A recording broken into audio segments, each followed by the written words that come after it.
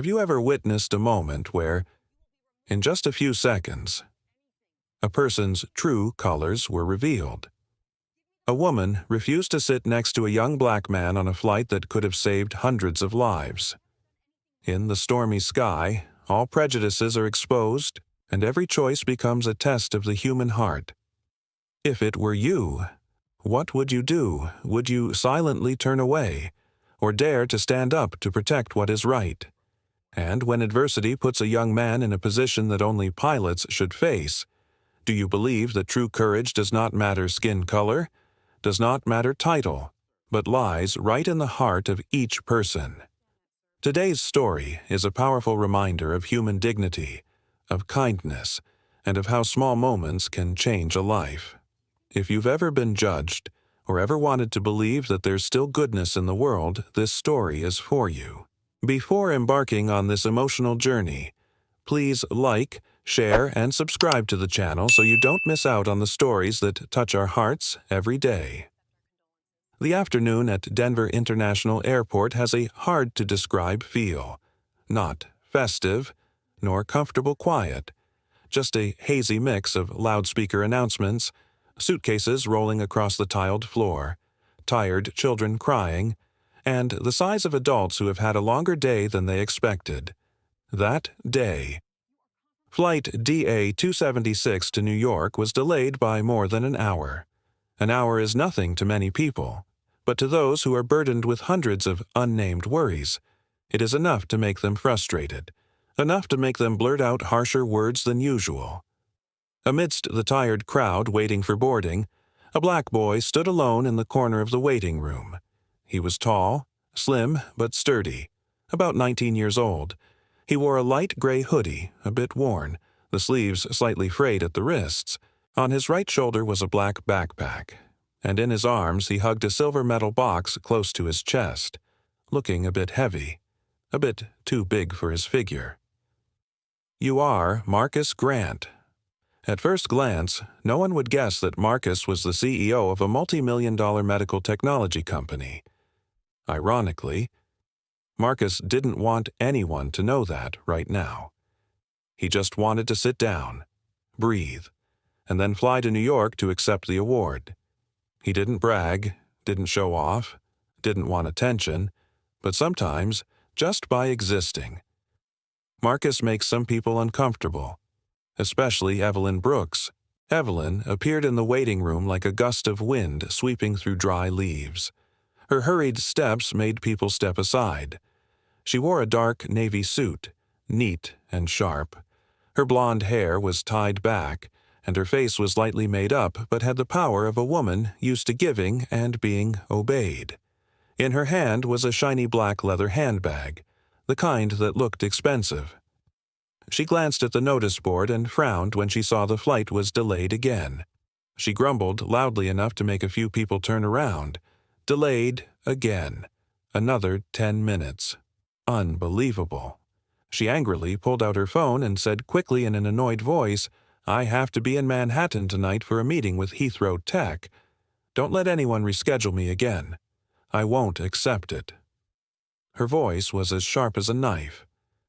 But then, seconds later, Evelyn's eyes fell on Marcus, the young man sitting in a corner, hugging the box as if it contained something extremely precious. Her eyes immediately changed color. She said nothing then. She just gave Marcus a look he was more familiar than familiar judging, suspicious, distant. Marcus looked down, letting out a small breath. He knew that look. It was the look he'd seen from his school days until he'd become the youngest CEO in America. The look of people who knew nothing about him, but had already judged him based on the color of his skin and the clothes he wore.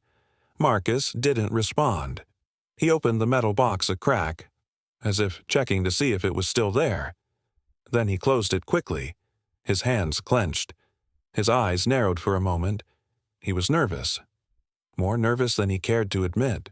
When the last electronic board flashed the words, "Boarding, First Class," Evelyn was the first to stand up. She adjusted her collar and walked quickly to the check-in counter with the air of someone who has something more important than everyone else. Marcus stood up 2 minutes later.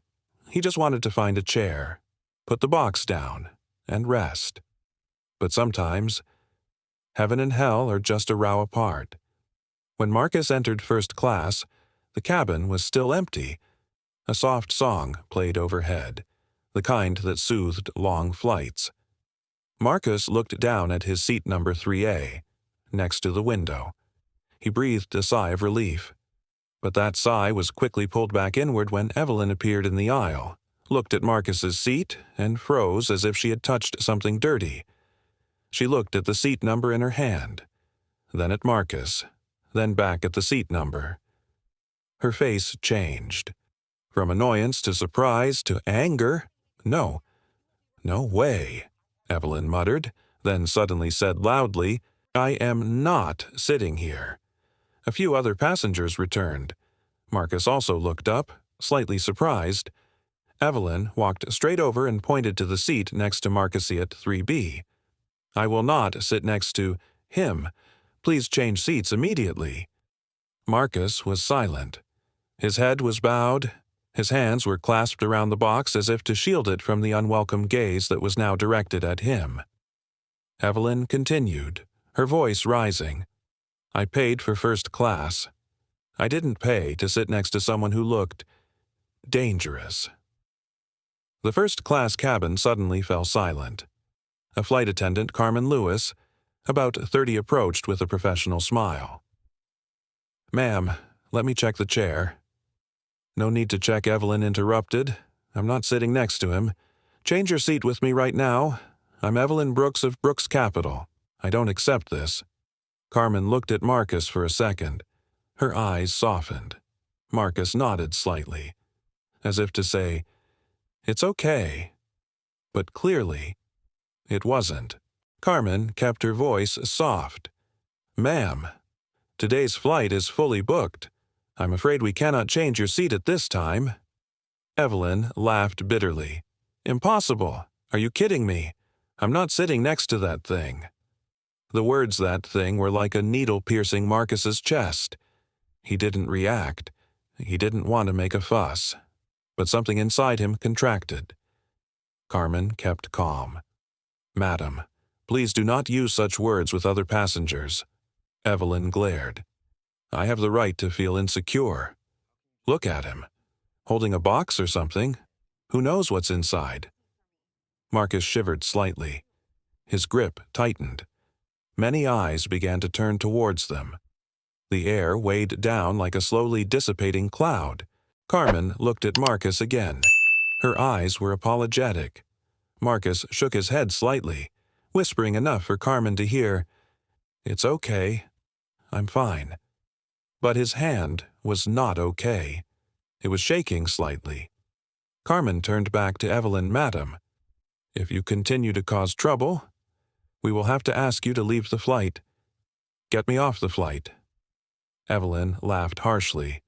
"I paid over $2,000 for this seat. I will not sit next to a black kid with a suspicious box." The whole cabin was so quiet that Marcus's heart could be heard in his ears. And in first class that day, a story began from an insult, and then into a much bigger lesson. The moment Evelyn Brooks had said those insulting words in the plane cabin still echoed in Marcus's mind, not because he hadn't heard them before, but because, as he had so often in the past, he had chosen to stay silent. Marcus leaned closer to the window, trying to create some distance so that Evelyn would feel less uncomfortable. Ironically, the person causing the discomfort did not want that distance. The metal box in Marcus's hand slid down to his knees.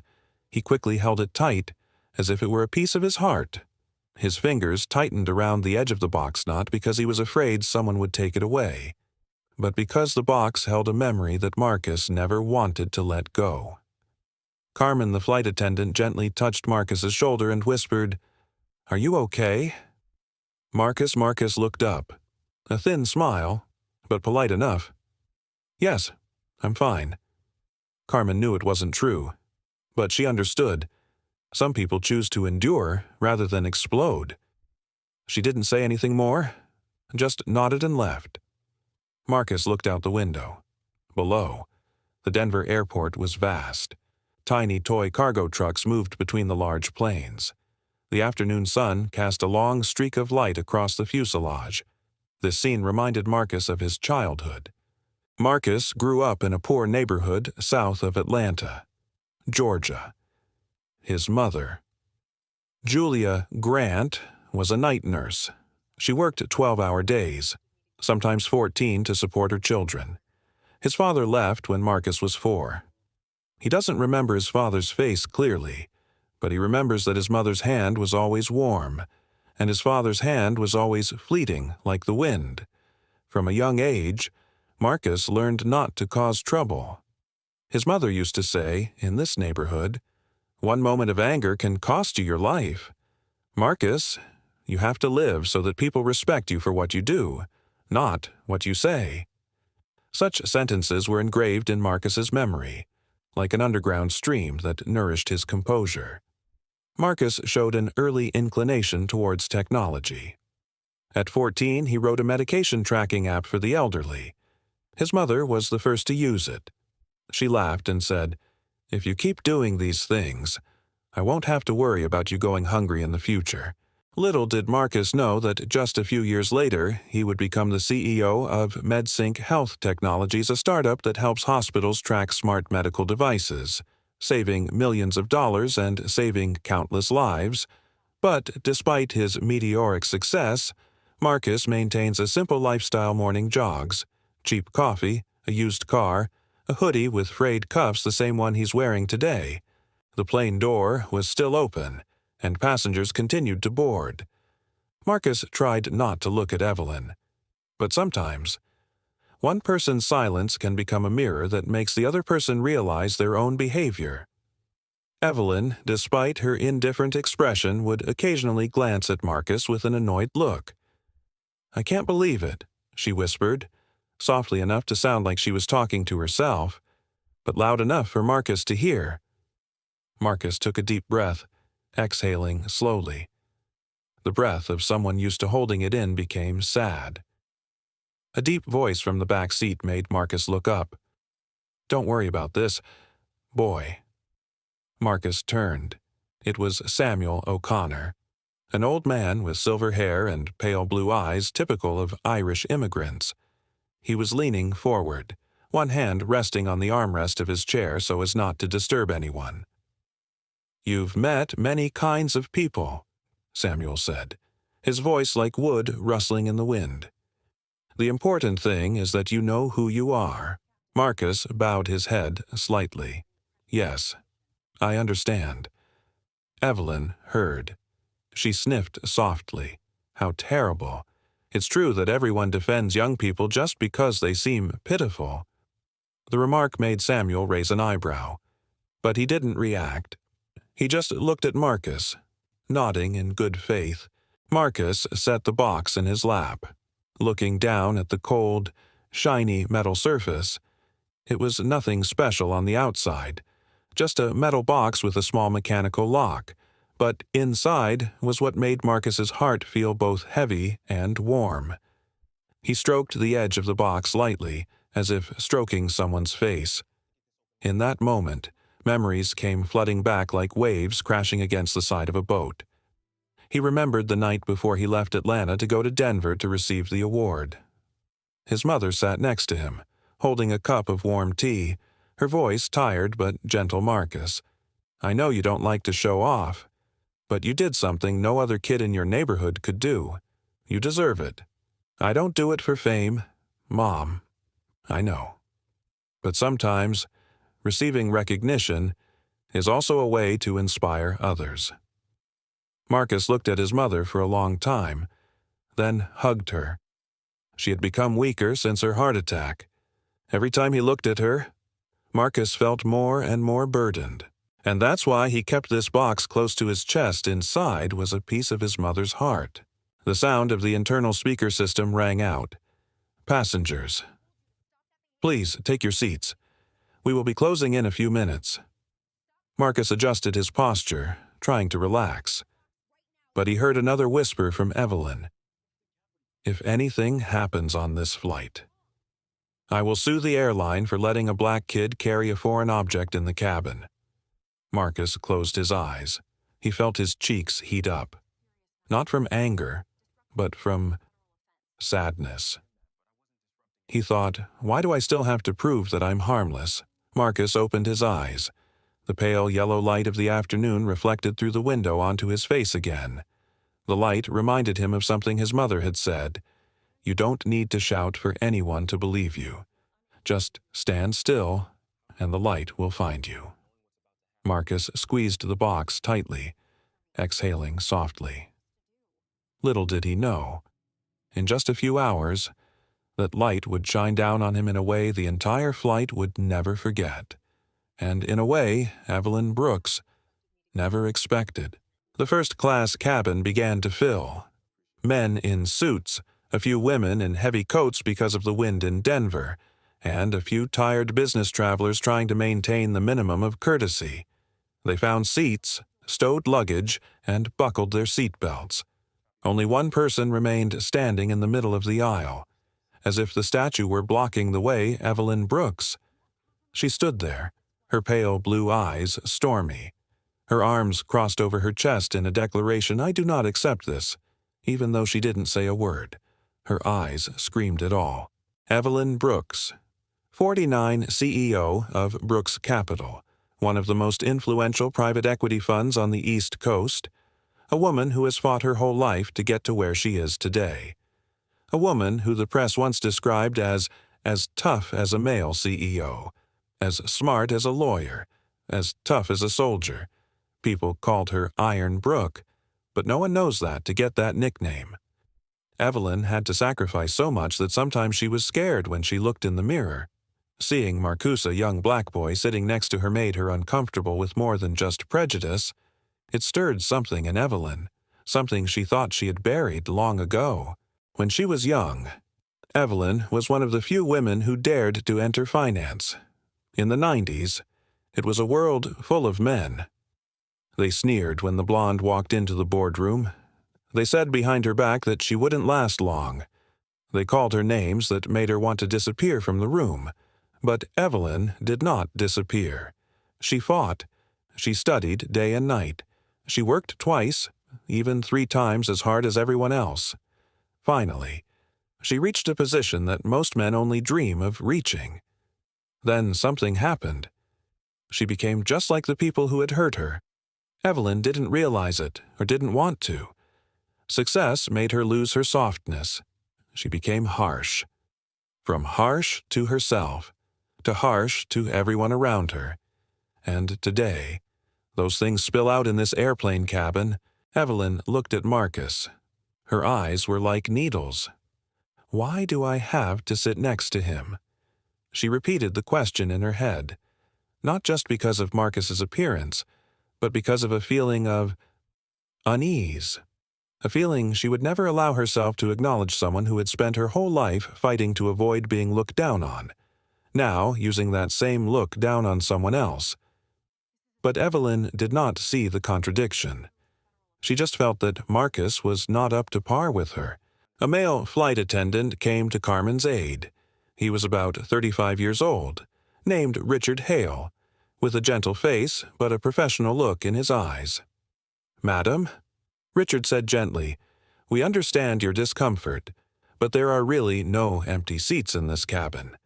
Please cooperate so that the flight can depart on time." Evelyn folded her arms tighter. "I don't care if it's on time or not," Evelyn shouted, causing 3 rows of chairs to turn. "I'm not sitting next to a kid holding a suspicious box. Do you guys know what safe means?" Marcus crouched down. He felt like someone was pushing his head down with a hand. His heart pounded harder. Part of him wanted to speak up, to stand up, to make it clear that he wasn't a threat. But another part of him, soft and familiar, told him, "Marcus, don't make things worse." That's my mother's voice. Evelyn began to speak at a faster pace. As she did when she lost patience during negotiations with her partners, I paid over $2,000 for a first-class ticket. I'm not going to pay to be forced to sit next to—" She glanced at Marcus from head to toe, a boy who has no manners, no sense of dress, and is carrying what looks like a dangerous object. A few people took a deep breath.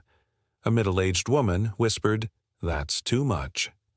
Samuel O'Connor leaned forward again. He didn't speak, but his eyes were enough to tell Marcus that someone was on his side. Carmen took a deep breath, "Ma'am. I assure you that he is not a danger to anyone. And we do not discriminate against passengers." Evelyn let out a short, sharp laugh. "Oh, cool. Am I being educated right here?" Marcus felt his heart constrict, not because she had insulted him, but because he hated feeling like he was the reason someone else was being rude. A small question echoed in Marcus's mind that he had asked himself 1,000 times since becoming CEO. Why should I prove my worth to people who don't want to see it?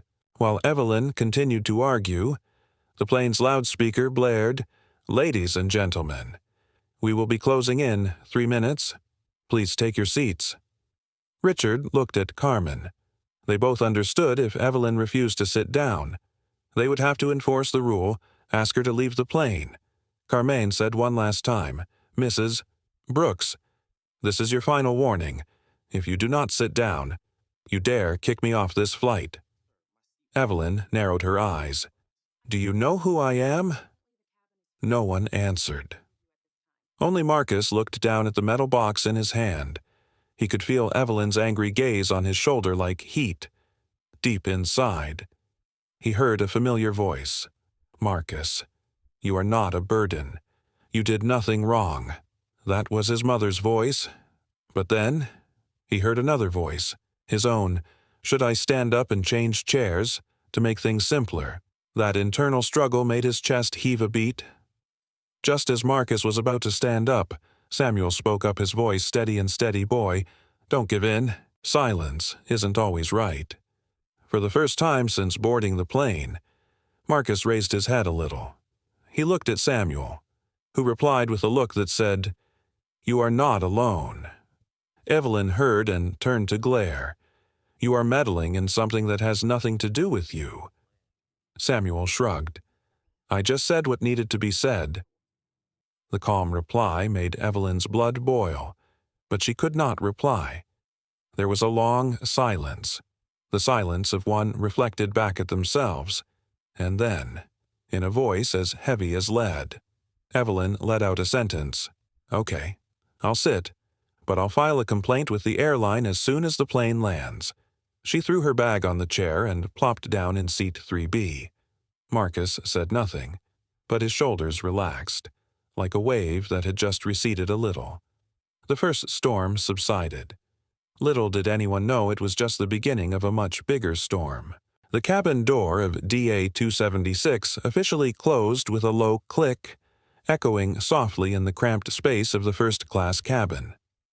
The soft yellow lights were adjusted to a softer tone, creating a peaceful feeling for the late afternoon flight. But that peaceful atmosphere did not last long. As soon as she sat down in seat 3B, Evelyn Brooks immediately fastened her seatbelt with force, as if using all the frustration of the day to yank on the buckle. Marcus sat in 3A by the window, trying to steady his breathing. He placed the metal box on his lap, covering the cold surface with his hands as if to shield it from any harsh gaze. He knew Evelyn wouldn't stop there. He just didn't know. Things would start to get worse in the next few minutes. Richard Hale, the male flight attendant, walked slowly down the aisle, checking each passenger's seatbelt. When he reached row 3, he nodded to Marcus and then turned to Evelyn. "Mrs. Brooks, you need to lower the armrest for safe takeoff." Evelyn looked up, giving Marcus a sharp glance. "I don't want to lower the armrest. I don't want anything to do with him." Marcus kept his eyes on his hands, but no one missed the slight tightening of his shoulders. Richard kept his voice low. "Yes, I understand. but according to FAA regulations, passengers are required to keep their armrests in the correct position during takeoff and landing for safety. Evelyn put her hands on her hips. The FAA doesn't say I have to keep my hand next to someone. She paused at the right moment, as if trying not to say something anyone could guess. Marcus remained silent. Evelyn smiled faintly. Okay, I'll get off. But if he touches me again, I'm calling the police who are on standby at JFK. The small click as the armrest lowered sounded like a sentence hanging in the air. Carmen Lewis walked up from behind, holding a tray of hot towels. Please enjoy a hot towel to relax before your flight. She gave the towel to Marcus first. Evelyn saw that scene and breathed heavily through her nose. How ridiculous. Serving just him. Carmen smiled, her voice still soft. No. This is first-class service. I'm serving from left to right. Evelyn snorted. Well, hurry up. I don't have all day. Carmen handed the napkin to Evelyn. She took it, but didn't use it, just set it on the dining table as if it were a useless object. Marcus took the towel and placed it on his face, letting the warmth penetrate his skin. He closed his eyes for a second, a fragile moment of peace amid the waves of emotions that tried to consume him. When he opened his eyes, he saw Samuel O'Connor, the old Irishman, looking warmly through the gap between the two seats. Samuel said nothing. He just nodded slightly, as if to say, "You don't have to bear it alone." As the plane began to taxi, Evelyn shifted, trying to sit as far away from Marcus as possible. She pulled her coat closer to her body, as if there was something in the cabin that made her dirty. Then she turned and said in a voice as cold as the cutting wind, "I'll be frank. Boy, I don't know who you are, but the way you're sitting there, holding that box, makes me uncomfortable. A normal adult wouldn't carry a foreign object like that into the cabin of an airplane." Marcus looked at her, his eyes lifting for the first time during the flight. He said softly, "Madam, this box is not dangerous." "You say that," Evelyn snapped, "but I don't know what's inside. What if?" She shrugged, acting like I'm just being realistic. Marcus didn't want to open the box, not because he was afraid of what Evelyn would see, but because there was something too personal inside, something he wasn't carrying to prove his innocence. He just wanted to keep them close to his heart. He pursed his lips. "I'm sorry, but I can't open it now." Evelyn turned to face Marcus.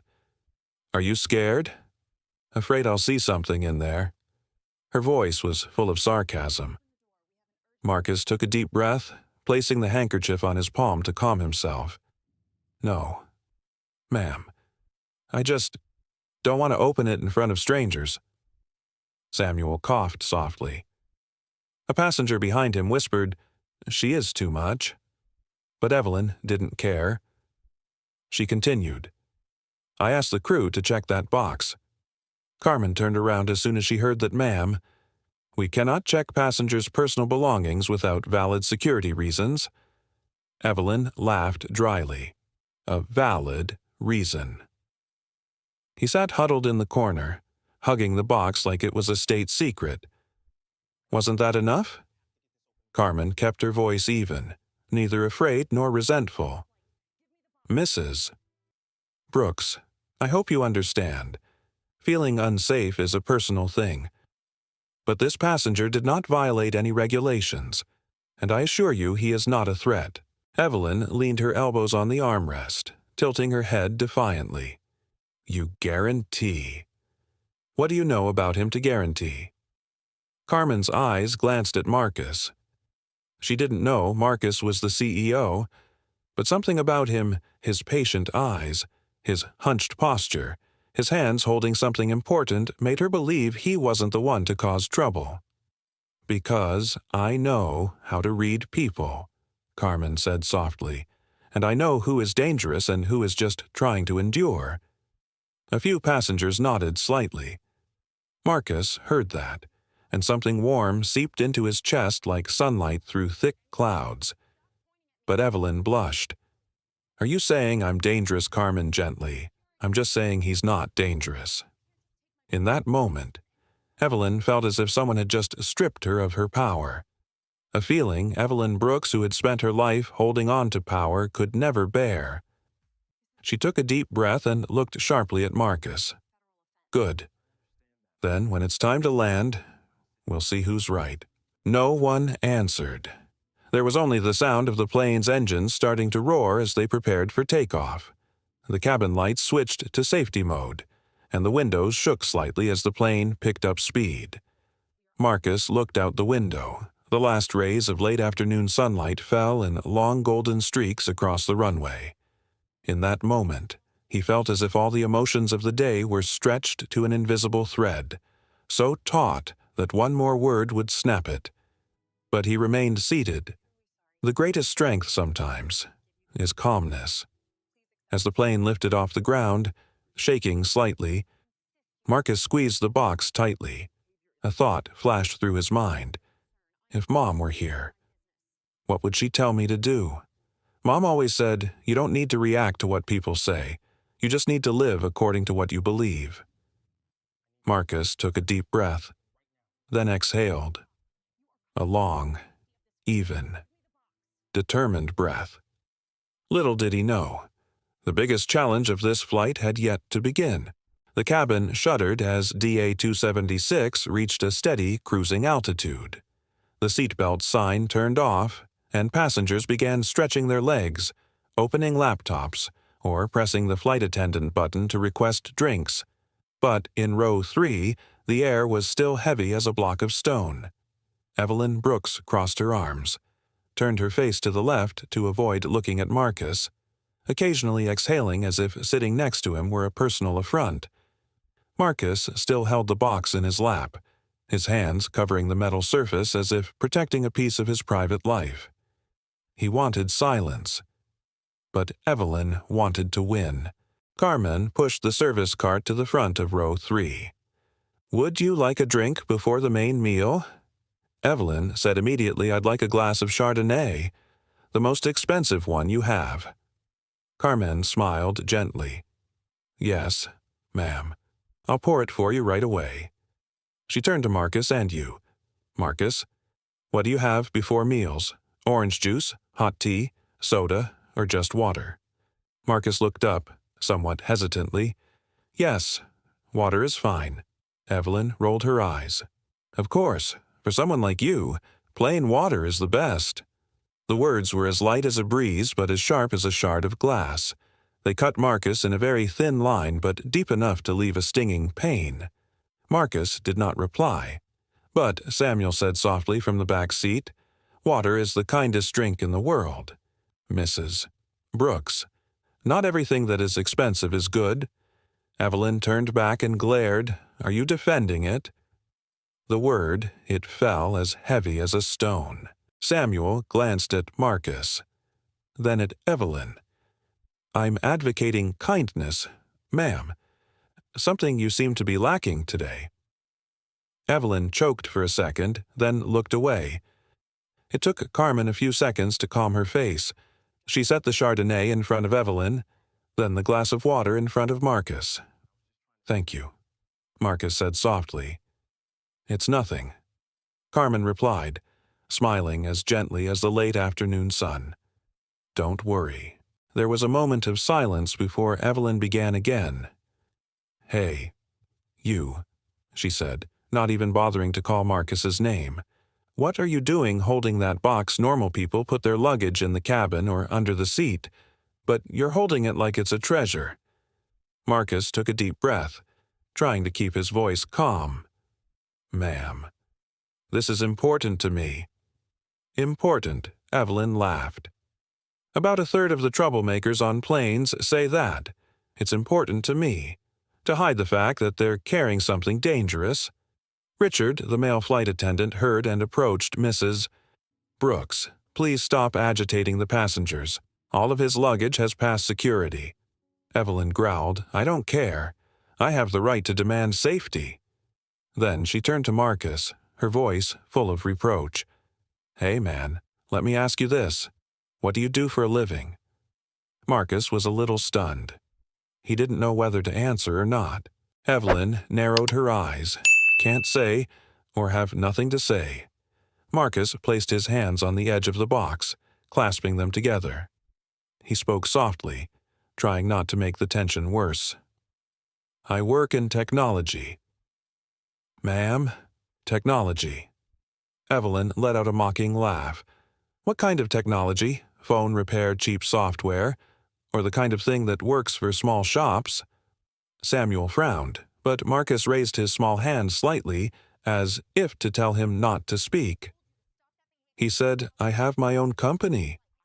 Evelyn raised her eyebrows and laughed as if she had just heard a joke. Your own company, don't joke. You're still in college. Marcus was silent. What company? Evelyn asked. What's the name? Do you dare say part of Marcus wanted to back down? He didn't like to brag, but the constant insults made him feel like he needed to speak up, to at least prove he wasn't being shady. Yes. I am the CEO of MedSync Health, Marcus said softly. Evelyn squinted and repeated MedSync. Health never heard of it. Marcus remained silent. He did not want to show off. Evelyn waved her hand. You're the CEO. Oh my God, anyone can call themselves a CEO these days. That statement was more than just contempt. It was like wiping away all of Marcus's efforts, all of his sleepless nights, all of his years of building from scratch. His heart ached slightly. He looked out the window, as if searching for his own space in the vast sky. Carmen stood nearby. She heard every word Evelyn said, and heard Marcus's silence, a silence that was far more painful than any scream. She stepped forward and said softly, Marcus, you don't have to answer if you don't want to. You don't have to prove anything to anyone. Evelyn responded immediately. No need to answer. It's true that people spoil their children too much these days. Carmen kept calm. I'm just protecting the passenger's privacy. Evelyn curled her lips. Privacy? What about the right to sit next to someone who makes me feel safe? He looked at me with uncomfortable eyes. I wasn't looking at you, Marcus whispered. Don't argue with me. Evelyn almost shouted, You make me feel threatened. This is the moment that many people turned back to look. A woman in seat 4A whispered, That guy didn't even say 3 sentences. Really? The man on a business trip turned to his wife. This is clearly discrimination. Whispers began to spread, but Evelyn still did not notice. She just looked at Marcus, as if he was the cause of all the day's misfortune. I tell you the truth, Evelyn said in a low voice. I never feel safe sitting next to someone like you. The words hit Marcus squarely in the gut. It wasn't the loudest statement, nor the rudest, but it was the one that made his chest tighten. Because you've heard a different version of that sentence all your life, I don't want to be near you. I don't trust you. You scare me. He learned to overcome them, but it's not always easy. Carmen breathed heavily, but kept her composure. Miss Brooks, what you are saying is in violation of our anti-discrimination policy. If you continue, Evelyn interrupted. You chased me away. I'm waiting. Let's see who's right. In that moment, Marcus looked up, no longer bowed, no longer cowered. His eyes met Evelyn's, a look that was neither angry nor afraid, but sad.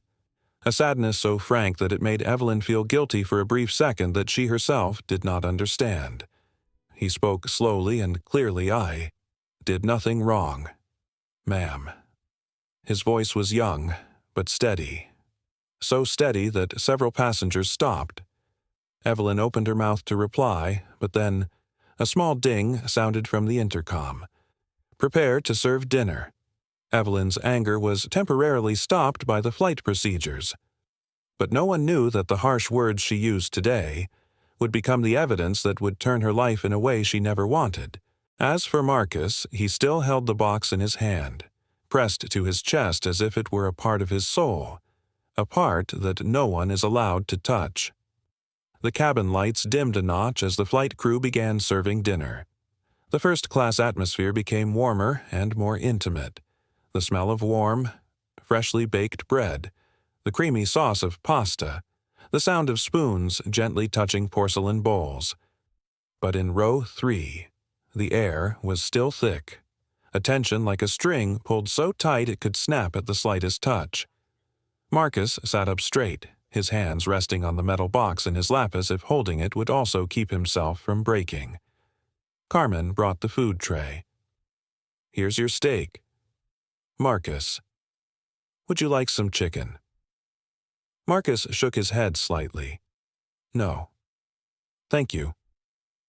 Carmen placed the plate on the table in front of him, bowing slightly, a small but respectful gesture.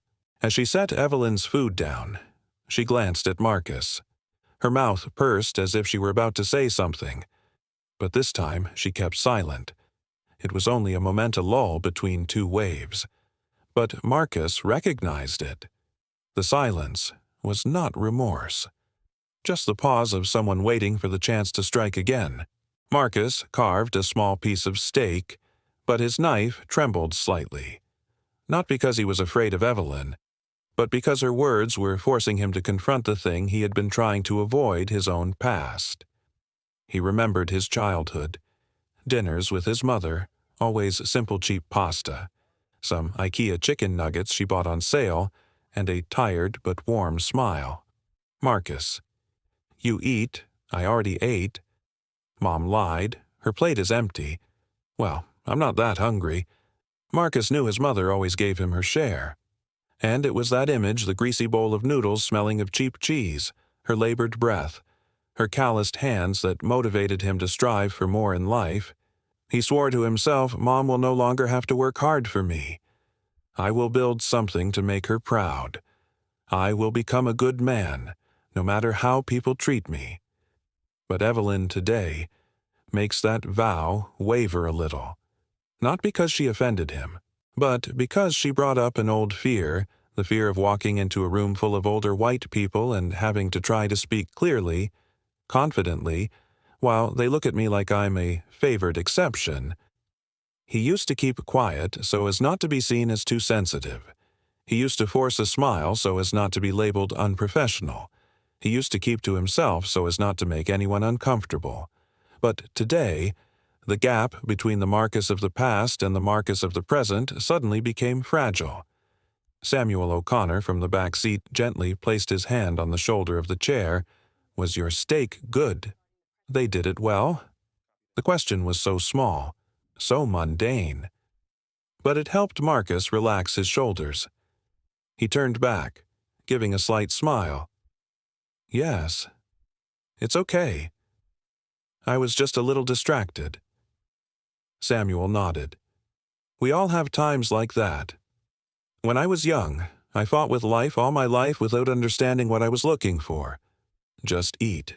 When your heart is hungry, your mind tends to think more negatively." Marcus bowed his head in thanks.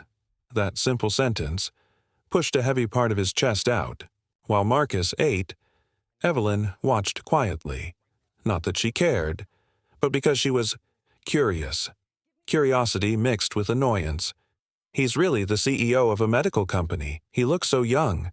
She sipped her wine, her eyes never leaving Marcus. The way you hold the box in your arms, the way you eat slowly, silently, the way you speak softly, politely. There was something that was making Evelyn a little confused. A man like Markusev, he really was a CEO, should have held his head high, should have had the air of confident success. But Marcus didn't. He looked like someone who was used to suffering, someone who didn't want anyone to see his wounds. Evelyn did not like this feeling. "I don't like losing control of my emotions in front of such a young boy." Suddenly, she said, "Hey, man." Marcus put down the knife, slightly startled. "Yes. Tell me your company again." Marcus hesitated. "Yes. MedSync Health." "How big is it?" Evelyn asked, her voice full of questioning. "How many employees do you have?" Marcus didn't like to brag, but this time, he couldn't avoid it. He replied softly but clearly, "About 120 people. Madam." Evelyn fell silent. There was a short but heavy silence, as if she had swallowed a rock. Samuel raised his eyebrows slightly, giving Marcus a proud smile. Evelyn asked again. How much revenue Marcus didn't want to say, but her gaze was sharp enough to force an answer. Last year, about $16 million. Samuel almost dropped the knife. Carmen, standing behind, was silent for a moment. Evelyn clenched her wine glass, her lips twitching slightly. 20 employees. Yes, $16 million in revenue, about that. Depends on the quarter.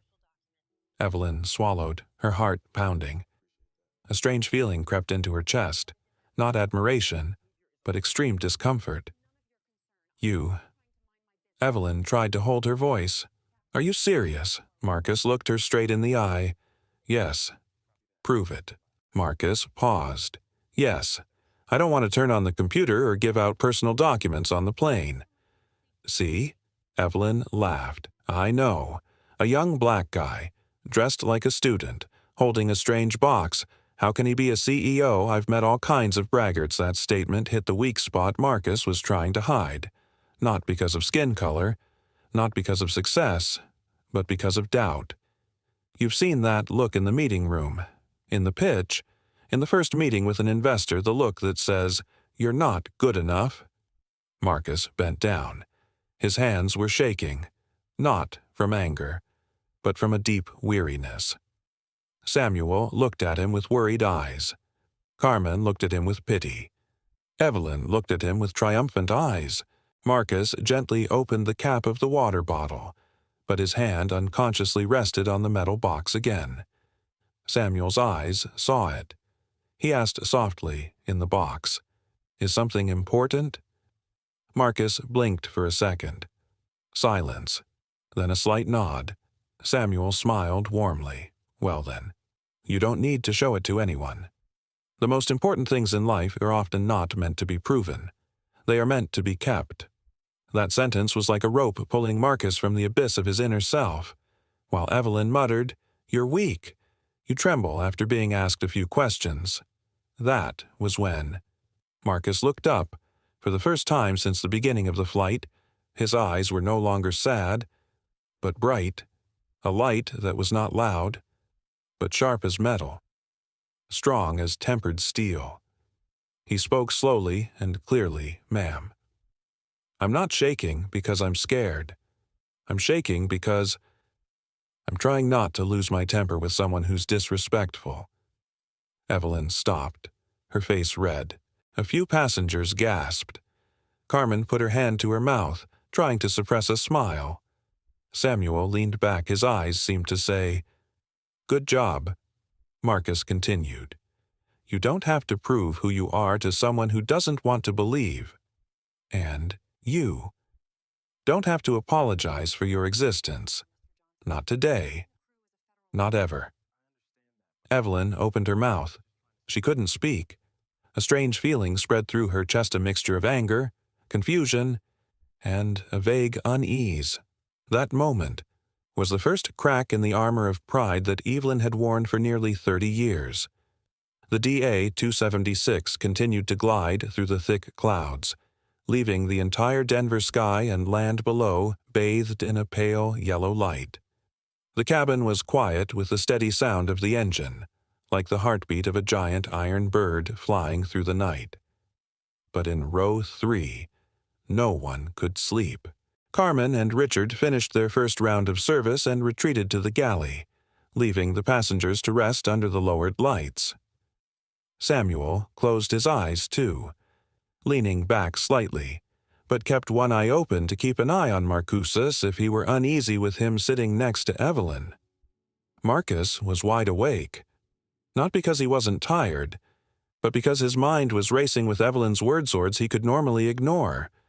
But today they were like dull knife cuts to old wounds that hadn't healed. "I don't feel safe sitting next to you. You can't be the CEO. You make me feel threatened." Those words touched the deepest layer inside Marcus, the layer of memories he tried to avoid thinking about. He looked down at the metal box in his lap. His fingers brushed the edge. The touch was like a soothing touch to his heart. In that moment, Evelyn, who seemed to have run out of words, suddenly spoke up. "You've been carrying that box since you got on the plane. Aren't your arms tired?" Marcus was silent. "I saw you stroking it, too." Evelyn smiled faintly, as if there was something important in it. Marcus still did not respond. Evelyn raised her eyebrows. "Or do you think I'll snatch it?" Marcus inhaled and exhaled slowly. He tried to keep his voice low. "No, ma'am." "Then why?" Evelyn tilted her head. "Why does a young boy like you have to hold such a lifeless box all the time on the flight?" Marcus placed both hands on the lid of the box, pressing lightly. His eyes no longer avoided. He said softly, but deeply, "Because in here is the last thing left of my mother." Evelyn started slightly, just a little, very slightly, but Marcus saw that moment. Silence. Samuel opened his eyes and looked at Marcus. Carmen from behind was also silent for a few seconds. Marcus bent down, touching the metal box with his fingers as if touching someone's face.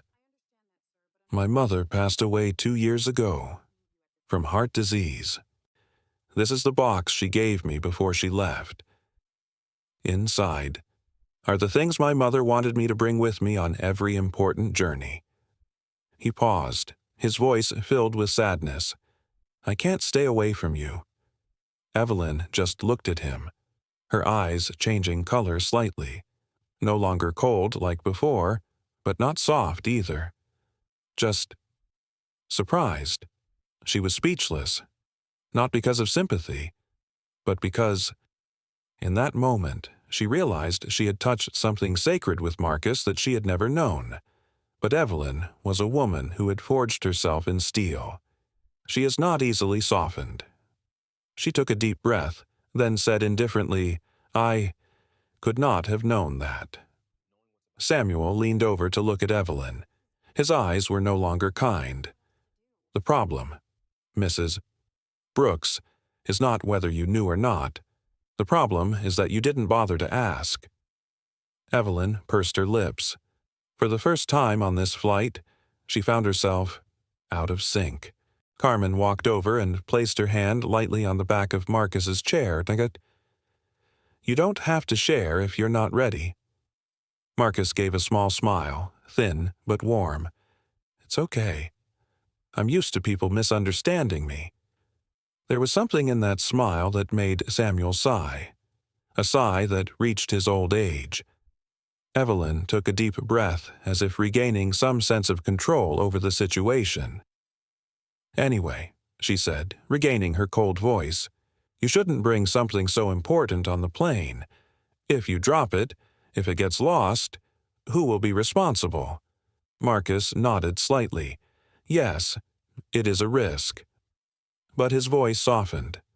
"My mother used to say, 'The things you love most, keep close to your heart.' So I keep them, for peace of mind." That sentence seemed to calm the atmosphere around Marcus.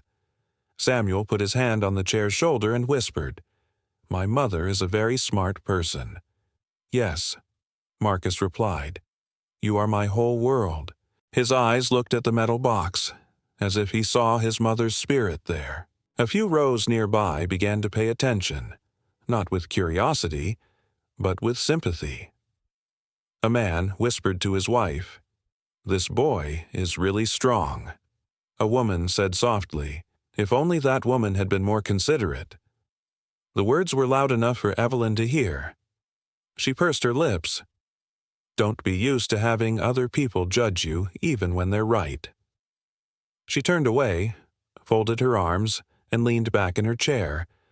But her chest felt a little tight, not out of shame, but out of something she didn't think she would feel again in her life, the difference.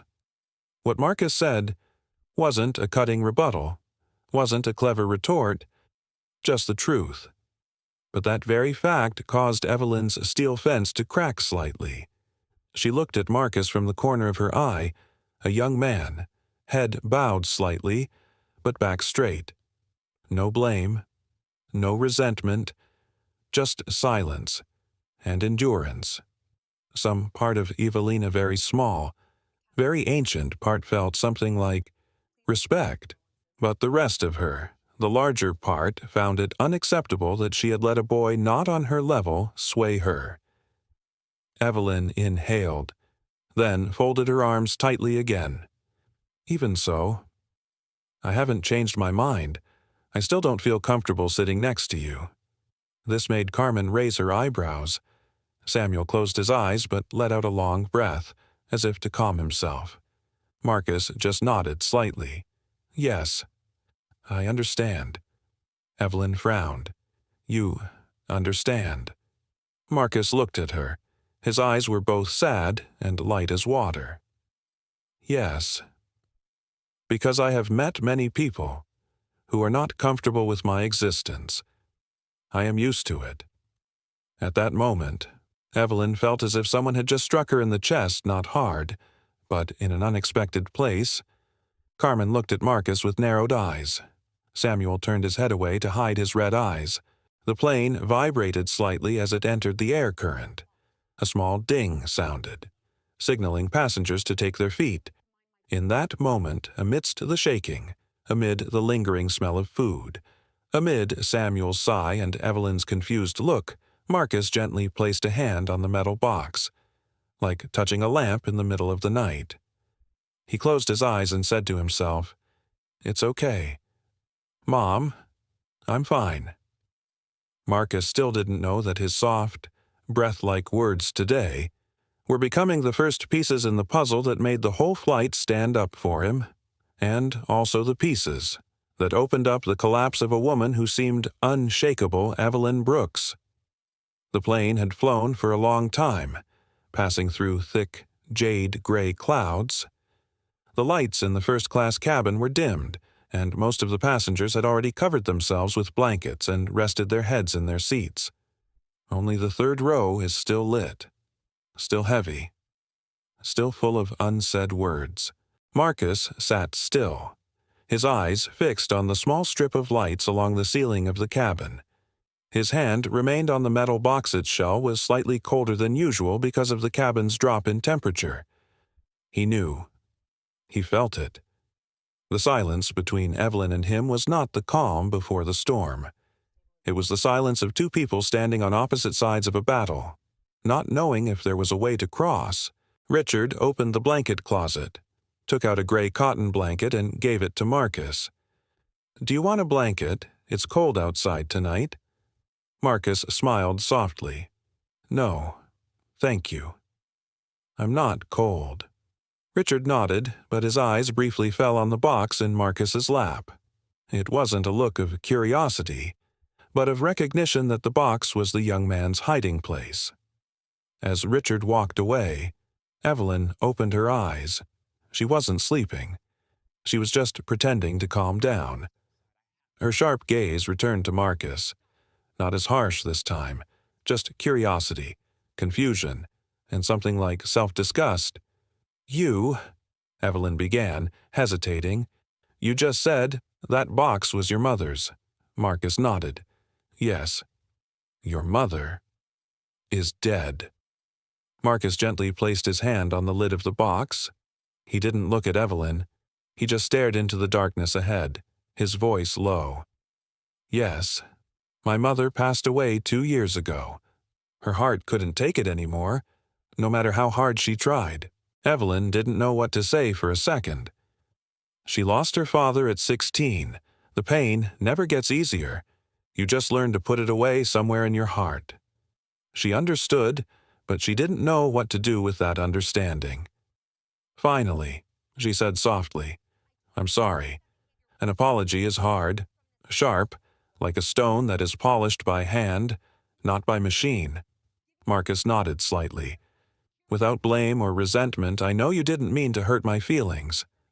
"I don't know," Evelyn said softly. "I don't think. Yes, I understand. No one knows. In that moment, for the first time, Evelyn no longer looked at Marcus as a threat, but as a person with his own story. But that softness only lasted a few seconds before her defensive instincts kicked in. But Evelyn crossed her arms. You should understand that holding a box like that makes others worry. I'm not entirely wrong. Marcus smiled slightly, a patient smile that made Evelyn uncomfortable. I understand your concern, but this is the first time I've brought it with me. And he took a breath. I think my mother would like to come along to the ceremony tomorrow night. Evelyn tilted her head. Carmen heard, standing nearby. Stopped. What ceremony is it? Marcus sat up a little straighter. His voice was low but deep. Ceremony to honor outstanding young entrepreneurs. Tomorrow night I will receive the Innovator Under 25 award. Evelyn opened her mouth slightly, not because she was surprised, but because this truth made her a little breathless. She was about to say something, but Marcus gently turned the box around like an unconscious habit he had done 1,000 times. The metallic shine reflected the yellow light, creating a thin streak of light on his hand. Evelyn leaned over. What exactly is in there? Marcus was silent. Then he opened his mouth, his voice as soft as a bedtime story. It's a handwritten letter from my mother, and a gift she prepared but didn't have time to give me. Carmen put her hand over her mouth. Samuel opened his eyes fully. Even Evelyn clenched her fist slightly. Marcus continued. My mother told me, when I really get stuck or feel like giving up, then I should open the box. Evelyn swallowed at that. Something soft inside her cracked. Marcus continued. But I never opened it, because I was afraid. If I opened it, it would feel like my mother really left. His voice trembled slightly at the end of the sentence. Evelyn was speechless. Samuel looked at Marcus with a heartbreaking gaze. What about today? Marcus, are you going to open it? Marcus looked down at the box. His hands were shaking slightly. Not because he was afraid of Evelyn, but because he was afraid of the truth inside the box. Today, Marcus said slowly, I thought about it. But I am not ready yet. Carmen sat down next to the chair, kneeling on one knee to be at Marcus's eye level. Marcus, sometimes holding on to a memory too tightly will make the heart tired.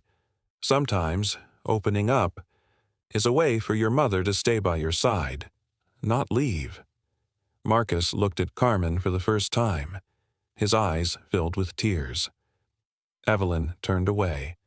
She didn't know how to face this, but her heart used to running on reason slow to beat. This boy was strong in a way she wasn't used to. Not the crush your opponent kind of strong, but the kind of strong that kept going even when hurt. A kind of strength that Evelyn never had. Samuel suddenly spoke up. Marcus, yes, if you want to open it, I think we will be the ones to keep quiet for you. No one is filming. No one is judging. It's just, we're sitting here together, in this sky, under the same moon. Marcus turned to look at him. His eyes were slightly wet. Carmen smiled and nodded slightly. Evelyn looked at the metal box. At Marcus, at his slightly trembling hand. She didn't understand why.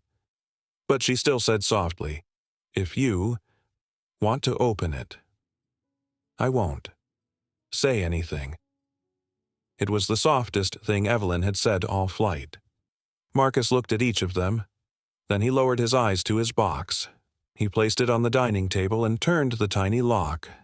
The click, when it opened, made everyone hold their breath. Marcus lifted the lid of the box little by little.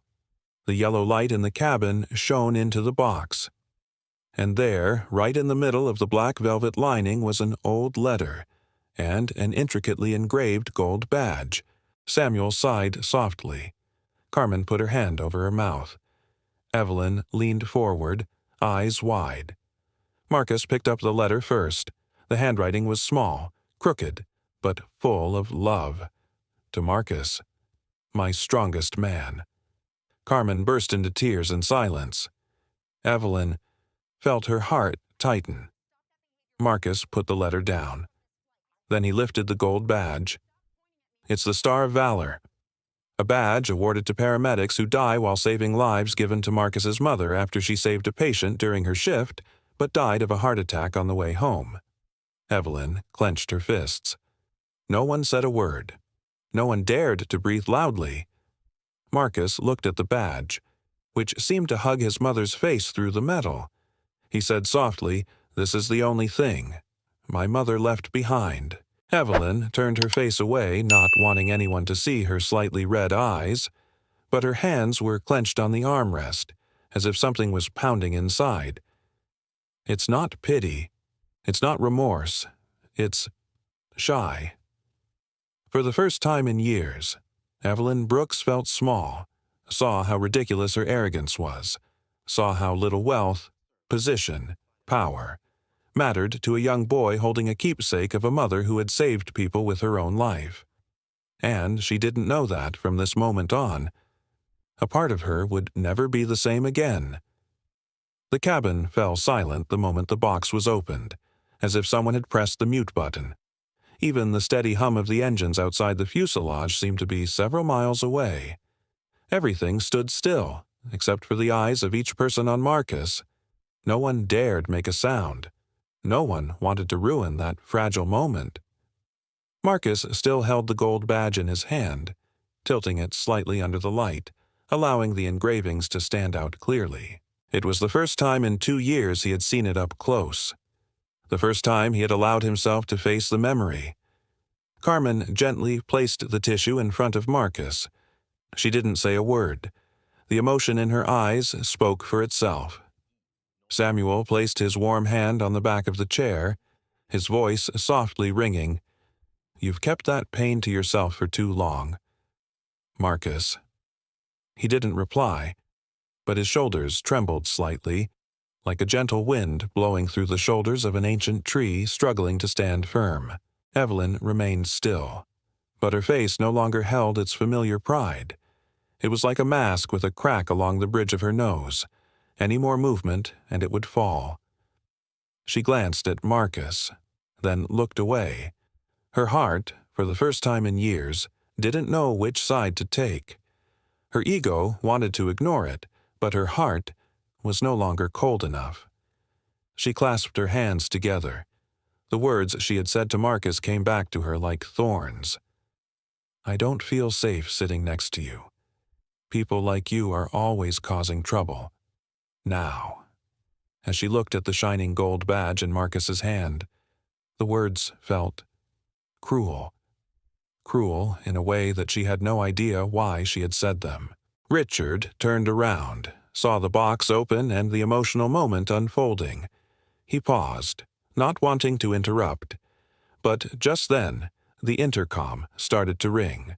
"Ladies and gentlemen, we are about to enter light turbulence. Please fasten your seatbelts."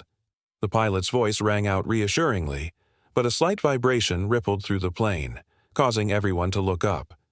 Carmen gently reminded, "Remember to wear your seatbelts." Marcus placed the badge in his palm, then very carefully placed it back in the box. He closed the lid and turned the lock. The movement was slow, gentle, yet so heavy that anyone who saw it felt their heart sink. The plane began to shake more violently. Not rocking, but enough for everyone to feel the instability in the air. The sound of things clattering. The small TV screen flickered a little. Samuel pulled his belt tight, his eyes slightly worried. Carmen looked at her colleague at the back of the cabin to signal. Richard approached, leaning close to Marcus. "Everything is fine. Just a little turbulence." Marcus nodded. But Evelyn was different. She grabbed the handrail, tensing up like a compressed spring. Her long-standing fear of heights was reawakening, but she tried to keep her composure. Only this time, her hands were shaking visibly, and Marcus saw it. "Are you okay?" he asked softly. Evelyn started. She turned around as if she couldn't believe he could care about her after all. "I'm fine. If you're scared, you can hold on to this place. It'll feel better." Marcus pointed to a more stable edge of the chair. Evelyn looked where he was pointing, then back at Marcus. Something made her choke for a few seconds. His kindness was like a mirror held up before her. A mirror that clearly reflected the person she thought was scary. Turned out to be the only one asking her, "Are you okay in this moment?" Evelyn turned away, her voice so low she could hardly hear it. "Thanks, but I'm fine." Just those two words, "thank you," made her hands tremble even more. The shaking of the plane lasted for nearly 3 minutes, then subsided. The air seemed to let out a collective breath. Carmen said softly, "Okay, we're through the clouds." Richard stood nearby, smiling reassuringly at the chairs. But he noticed one thing from the moment Marcus opened the box. No one treated him like a stranger anymore. Samuel leaned toward Marcus. "Do you want to read the letter?" Marcus shook his head. "No. Probably not. Uncle, I still don't have enough courage." Carmen smiled gently. "It's okay. When you're ready, we'll be sitting here, not going anywhere." Marcus smiled gratefully. Evelyn stirred slightly. A strange feeling arose in her heart, a feeling she had not dared to face for many years' regret. She wanted to say something, to repair the damage she had caused, but the words were stuck in her throat.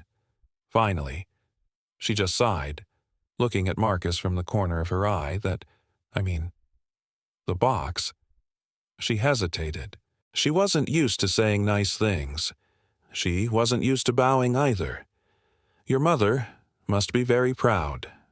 Marcus turned. He looked at her for a few seconds.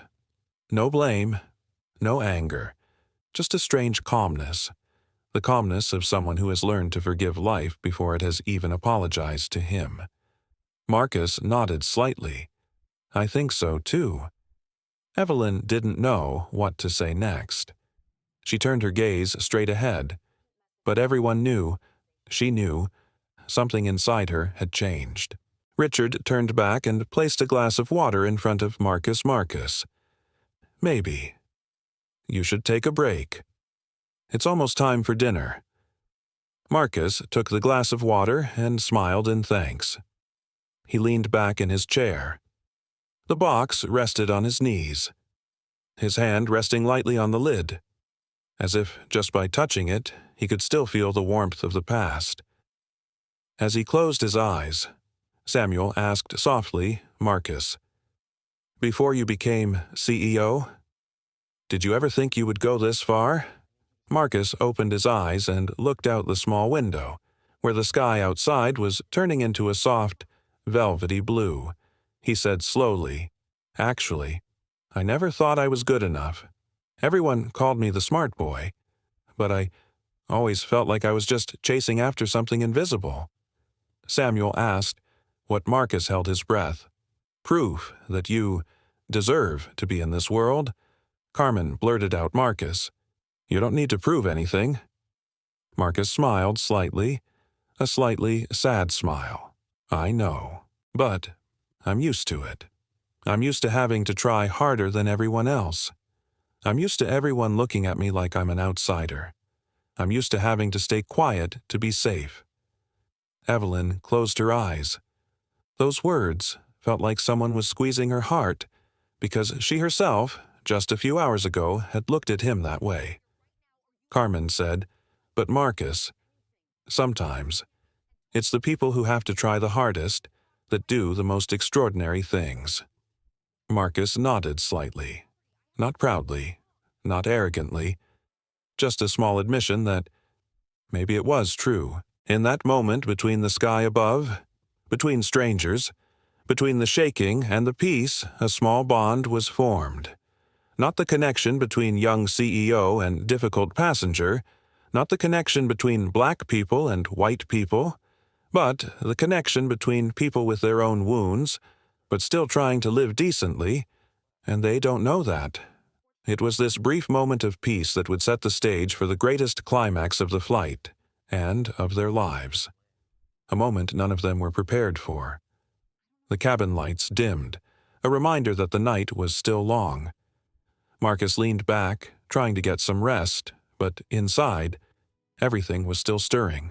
The box, the letter, his mother's badge, Carmen, Samuel, and Richard were silent as well. Each one was lost in their own thoughts. Evelyn was still sitting upright, but her cold, prickly expression was gone. She was silent, occasionally glancing at Marcus not in judgment, but as if trying to find another version of herself in the mirror. No one knew that, in just a few minutes, this gentle silence would be torn apart. There was a loud bang. Everyone was startled. The plane lurched slightly to the left, then to the right, not too much, but enough to make several first-class passengers cling to the armrests. Richard immediately spoke up. "It's okay, guys. It's just a normal shake." But before he could finish his sentence, the lights in the cabin flashed on, then went out for a moment before coming back on. The atmosphere changed completely. It was as if the whole sky outside was pulling dark clouds close to the window. Samuel whispered, "Looks like..." It's more than just light noise anymore. Marcus sat up straight. Carmen walked quickly towards Richard, speaking in a low voice that the seats couldn't hear. Evelyn clasped her hands together and bowed her head slightly. Despite her strong demeanor, she couldn't hide her anxiety. Suddenly, the internal speaker rang out. This time the pilot's voice was not as gentle as before. "Ladies and gentlemen, we are entering an area of unusual storms. Please fasten your seatbelts immediately. Crew, prepare for severe turbulence." The whole cabin held its breath. No one screamed, no one panicked, but fear spread like a thin layer of mist, touching every eye. The plane shook violently, much stronger than before. Samuel's glass of water on the table slid slightly towards the edge. Marcus promptly reached out to catch it for him. Carmen took the microphone, her voice still professional, though it was hard to hide her tension. "Please remain calm and ensure your seatbelt is fastened. Any loose objects should be placed on the floor or secured in the seat pocket in front of you." Marcus looked out the window. He saw faint flashes of light in the cloud, not sunlight. Lightning. Real lightning. He whispered, "Something's not right." Evelyn heard. She swallowed, trying to keep her voice calm. "Does this happen often?" Marcus turned, his voice calmer than he thought it would be. "Usually, it's safe. Don't worry. Planes are designed to withstand much stronger vibrations than this." Evelyn nodded, but her hands gripped the armrest until their knuckles turned white. The plane suddenly dropped as if entering a gas hole. The whole cabin exclaimed in unison, "Oh my God!" Evelyn let out a small cry, instinctively grabbing Marcus's arm. A second later, she immediately withdrew her hand, embarrassed. Marcus just smiled. "Keep it if you need it. It's okay." Evelyn turned away, but she didn't pull her hand away. It was as if she was too tired to continue building the wall. Samuel breathed heavily. "In all my years of flying, I have never encountered such a rapid change in weather." Carmen returned, her voice a little strained. "Sudden weather changes at this altitude are quite rare. The captain said the storm formed faster than expected." Marcus took a deep breath. Memories of the rain on the day my mother died suddenly appeared. Emergency lights, sirens, and a pitch-black sky.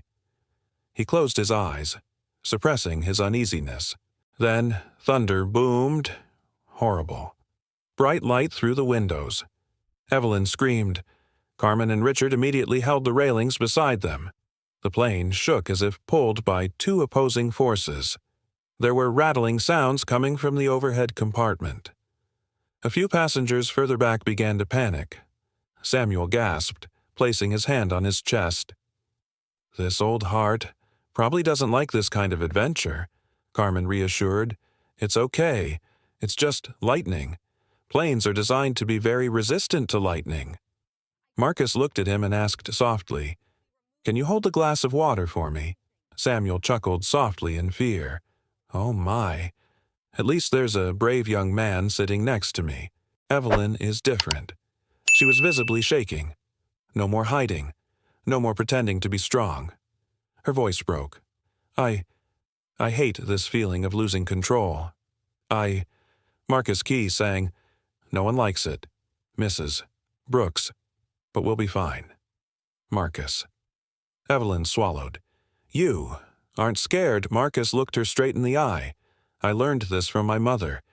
If you can't control something, then you need to keep your heart calm, because panic never saves anyone." Evelyn stiffened. Not because she was afraid, but because those words touched a place she had tried to hide for years. Fear is not mastered. Fear reveals weakness. Samuel whispered, "This boy, Marcus, you really are like a leader. Calm in the storm. Not boastful. Not noisy. But everyone looks to you for support." Marcus bowed his head. Slightly embarrassed, "I just tried to stay calm." Evelyn looked at him a long time. Her eyes changed. For the first time since getting on the plane, she really saw him without prejudice, without judgment. This boy, the young, black CEO she was wary of, was the one keeping her calm right now. She opened her mouth, very softly. "Marcus, I'm sorry about everything I said earlier." Marcus smiled. "I know. It's okay." The plane shook again. But this time, the shaking made Evelyn's heart beat in a very different way. The internal speaker turns on again. "Ladies and gentlemen, this is the captain. We are attempting to descend to avoid the storm area. Please remain calm. Crew, please return to your seats and fasten your seatbelts immediately." His voice was harder this time, like someone trying to maintain control. Carmen and Richard immediately ran to the safety seats, their faces serious. Carmen whispered as she passed Marcus, "If anything happens, don't worry. We're here." The plane shook again before settling down a little. Everyone held their breath. Evelyn took a deep breath. She looked at Marcus again. "You know, if I hadn't been sitting next to you just now, I would have been so scared that I would have passed out." Marcus chuckled. "I thought you would scold me again." Evelyn laughed. "A little bitterly, I thought so too. But it turns out I also know fear. Marcus, and regret." Marcus said nothing, but his eyes calm, gentle, were the answer. Outside the glass door, the black sky was lit up by a long bolt of lightning that tore through the clouds. But inside the cabin, something is changing. Not just in Evelyn's heart, but on this entire flight. Because this shaking, this storm, is just the beginning. Little did they know that the biggest surprise was still waiting ahead, a twist powerful enough to turn the entire story in a direction no one could have predicted. The plane steadied after the violent shaking, but everyone knew the calm was temporary. The air was as tense as an overstretched guitar string. Marcus let out a sigh and loosened his grip. He hadn't realized he had been gripping the metal box so tightly his knuckles were white. Evelyn was still shaking, but her voice was less harsh. Something in her eyes was more real, less theatrical. As if a mask had fallen, revealing the real person underneath a woman who had long refused to allow herself to be vulnerable. Samuel turned to Marcus, intending to say something, but at that moment the intercom sounded again. "Attention, crew. Please return to your positions immediately." There was something strange about the captain's voice this time. Tired, heavy, as if he was struggling to hide some emotion. Carmen immediately stood up, but before she could take 3 steps, boom. There was a loud bang from the front of the plane. Not thunder, not a rumble, another sound. A sound should not be heard on a flight above 30,000 feet. All eyes turned forward where the cockpit door lay motionless. Richard, standing nearby, paused. What is it? The plane rolled slightly to the right again. Not strong, but strange. Not like weather vibration. Like someone just tapped into the controls. Carmen did not hesitate. She ran to the cockpit door and knocked loudly. Captain Miller, First Officer Hayes. What's the matter? No one answered.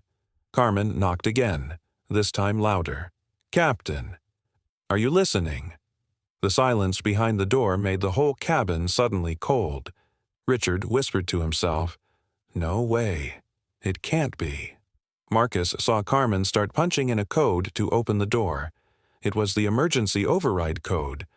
Carmen entered the code, but the door didn't open.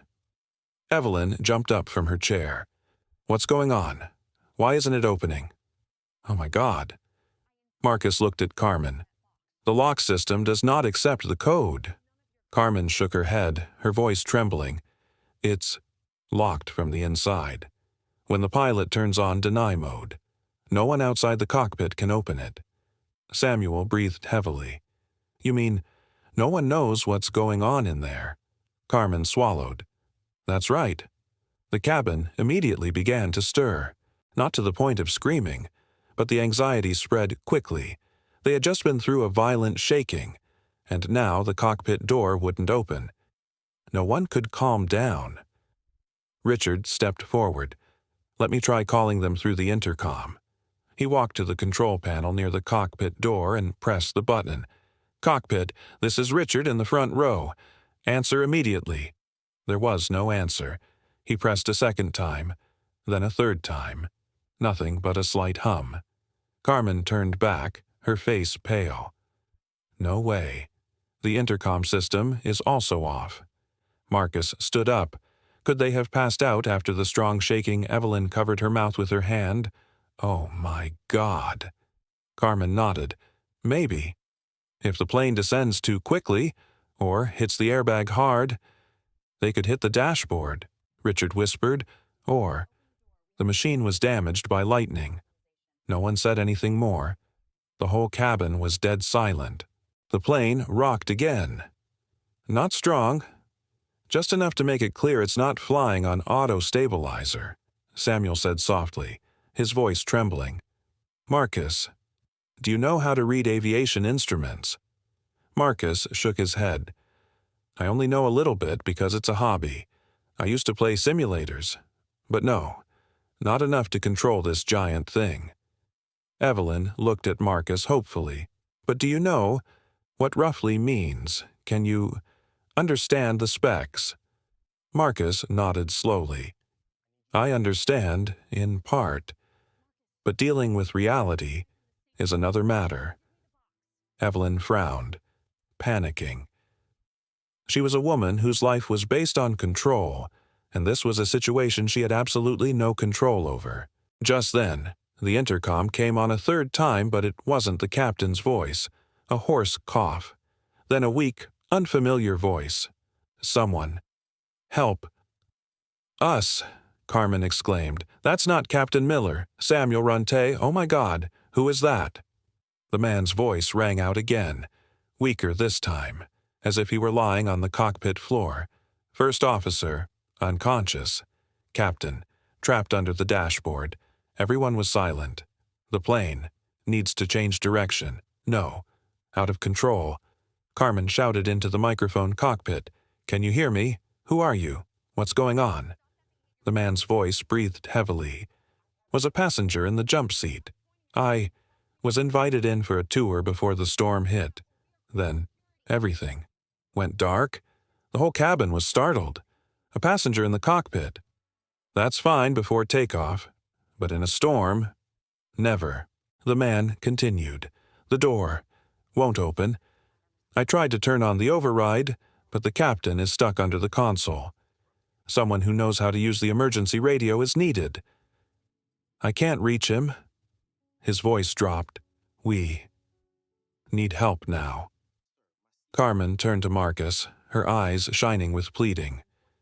Richard said softly, "Marcus, do you know how to turn on the radio?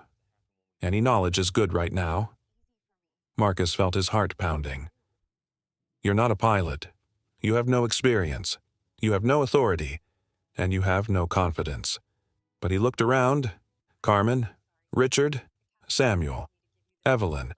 They were all waiting for his answer, not because he was the CEO, but because he was the only one who could keep his cool right now. Marcus took a deep breath. "I can try, but I make no promises." Evelyn suddenly grabbed his sleeve. "Marcus, if you can help, please do." Her voice was no longer arrogant, no longer cold, only faith, a trust she had never given anyone else on this flight. Marcus nodded. "Miss Carmen, I need to know exactly where the radio panel is located in the cockpit." Carmen said immediately, "It's located on the lower right side of the sub-control compartment, but you can't get in there. The door is locked from the inside." Marcus looked at the steel door. "So, how do I access the cockpit?" Everyone was silent. No one has an answer. Little did anyone know this very moment would lead Marcus to a decision that would change the entire flight and change everything that followed. A decision that no one expected, including himself. The cockpit door remained still, cold and heavy, as if it too held a secret that no one wanted to discover. Everyone in first class stood silently, looking at Marcus. No one spoke, but every gaze was asking the same question. "What can you do?" Marcus took a slow breath, as if preparing to step into the starting line of the hardest race of his life. Not because he was sure he knew how, but because no one else seemed calm enough to start first. Carmen took a step forward, her voice still professional but her eyes red. "Marcus, you don't need to do anything too dangerous. Just find a way we can talk clearly with the person in the cockpit. That's fine." Marcus nodded. "I understand. But to help them, I need to know exactly how the cockpit door works." Richard said quickly, "This door has 3 modes unlocked: normal and deny. If the captain turns on deny from the inside, even with the emergency code, the door will not open." Samuel interjected, "So, we can only wait for them to open themselves. What if they all pass out?" No one answered. The question weighed heavily on the chest of the entire cabin. Marcus looked around. The once spacious, luxurious first-class cabin now looked like a locked room. He saw the eyes of the muscular men, the successful businessmen, all trying to hide their panic.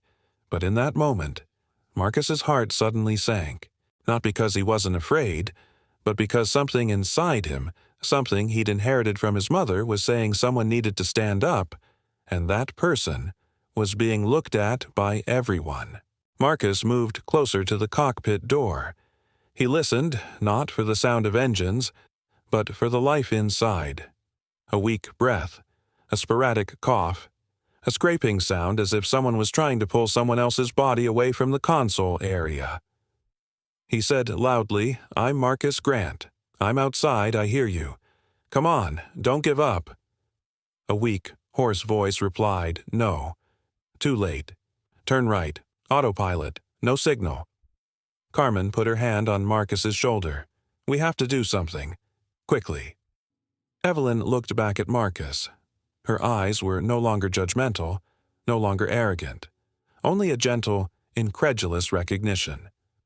"Marcus, I believe you." Those words from the very person who had initially despised him resonated like a gentle push to Marcus's heart. He nodded. No more hesitation. Marcus Key sang Carmen. "I need to know what devices are near the cockpit door that can be removed on the plane." Richard immediately understood. "Are you going to pry the door open?" "Marcus, no. I want to see where the door is mechanically connected to the frame to look for a jammed signal or an auxiliary power source. If the electrical system failed after the lightning strike, Maybe we can bypass or reset it." Carmen opened her eyes wide. "But that's Boeing's engineering." "Are you sure?" Marcus shrugged, but his eyes lit up. "I have worked extensively with electronic medical systems.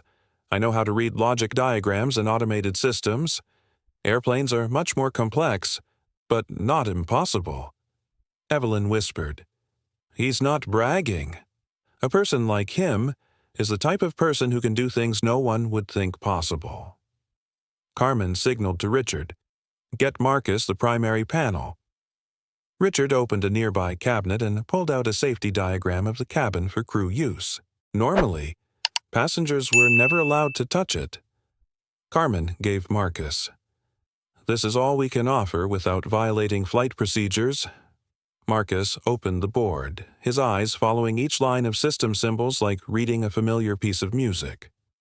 He said quickly, "If the door is in deny mode, it means the system from inside has completely blocked the signal from outside. But if the door sensor is faulty after the impact just now, it is very likely that it is freezing in the wrong state." Samuel nodded. "I mean, like a computer program stuck." Marcus, "Yes, that's right. And if I'm not mistaken, there's a small maintenance panel next to the door. It can't be opened manually, but the low power supply can be reset." Carmen rolled her eyes. "Marcus, how do you know?" Marcus smiled. "I'm not sure, but let's just call it engineering intuition." While everyone was concentrating, the plane suddenly shook violently, pulling the entire cabin as if it was lifted up a little and then dropped down. Evelyn instinctively grabbed Marcus's hand. Samuel chanted something like a prayer. Carmen said loudly, "Everyone hold on.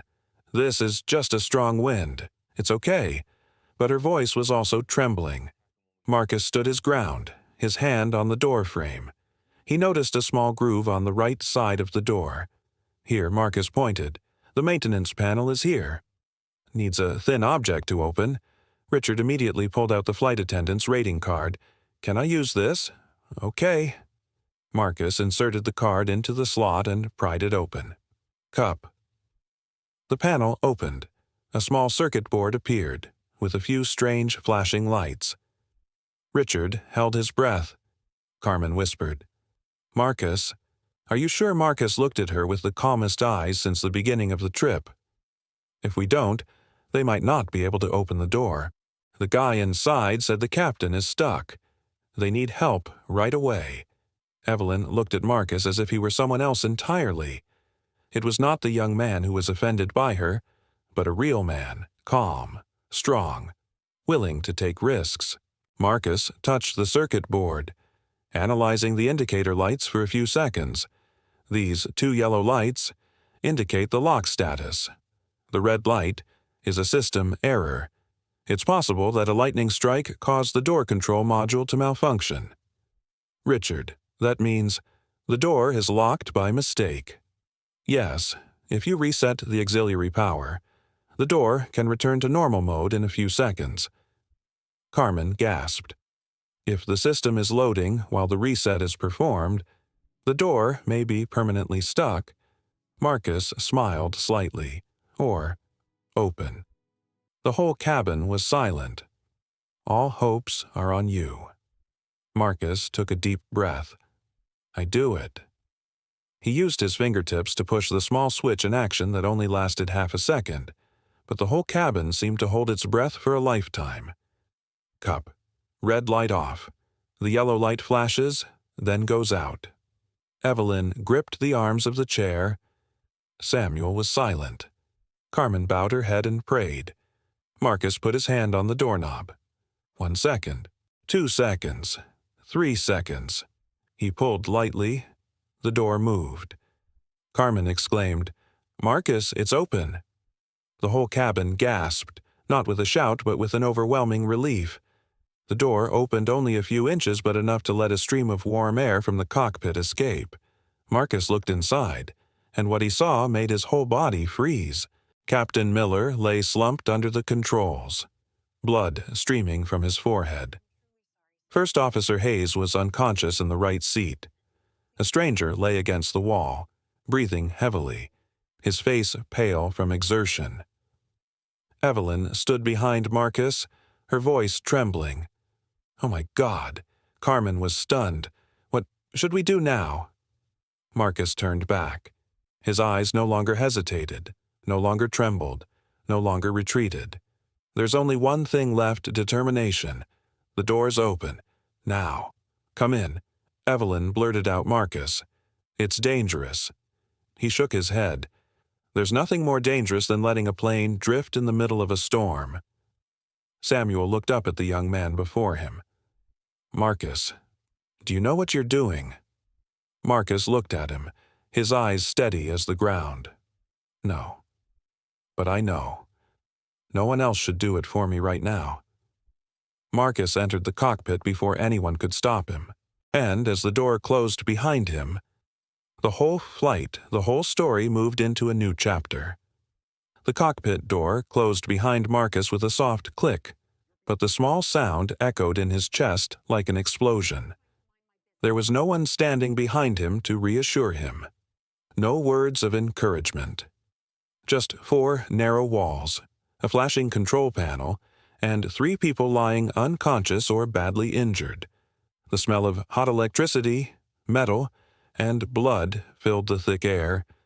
Marcus never thought he would be standing here, in the cockpit of a Boeing 777, in a situation where every breath carried the lives of hundreds of people. But he never thought his mother would die while saving a patient. Life didn't ask if he was ready. It threw him in and let him swim. Same today. Marcus knelt down next to Captain Miller first. He was still breathing, but it was hard, deep, and each breath came out as a low groan. The front panel had a dented corner. It looked like the vibration had caused him to hit his head there. "Captain, are you listening to me?" Marcus shook his shoulder gently. No response. He turned to First Officer Hayes. He was motionless, his head tilted to one side, the headset cord slipping from his ear. Marcus placed 2 fingers on his neck. "He has a pulse. He's still alive," he whispered. The man sitting in the jump seat breathed heavily, leaning against the wall. "Can't reach the radio. My foot is stuck." Marcus immediately helped him. "Don't move too much. I'll take care of the radio." The man took Marcus's hand, his voice trembling. You don't let the plane drift. It's losing wind." Marcus nodded, but his throat tightened. "You don't know how to fly a plane. You're not a pilot, but the familiar feeling of standing up when no one else will came back to him. Like the day he had to sign the final decision for his mother in the ICU, like the day he started his company when no one believed in his idea." He took a deep breath. Then sit in the captain's seat. That moment, his body touching the chair that millions of people would never dream of sitting in, made Marcus's heart pound. In front of him was a forest of switches, hundreds of buttons. The screen flashed a warning. "Warning, autopilot limited wind. Shear detected, pilot input required." Marcus breathed slowly, lightly as if he were preparing to run a 400-meter. You touch the controls. Not to control, but to feel. You need to do it, step by step. You have to know what state the plane is in before you touch anything, he whispered as if talking to himself. Calm down, Marcus."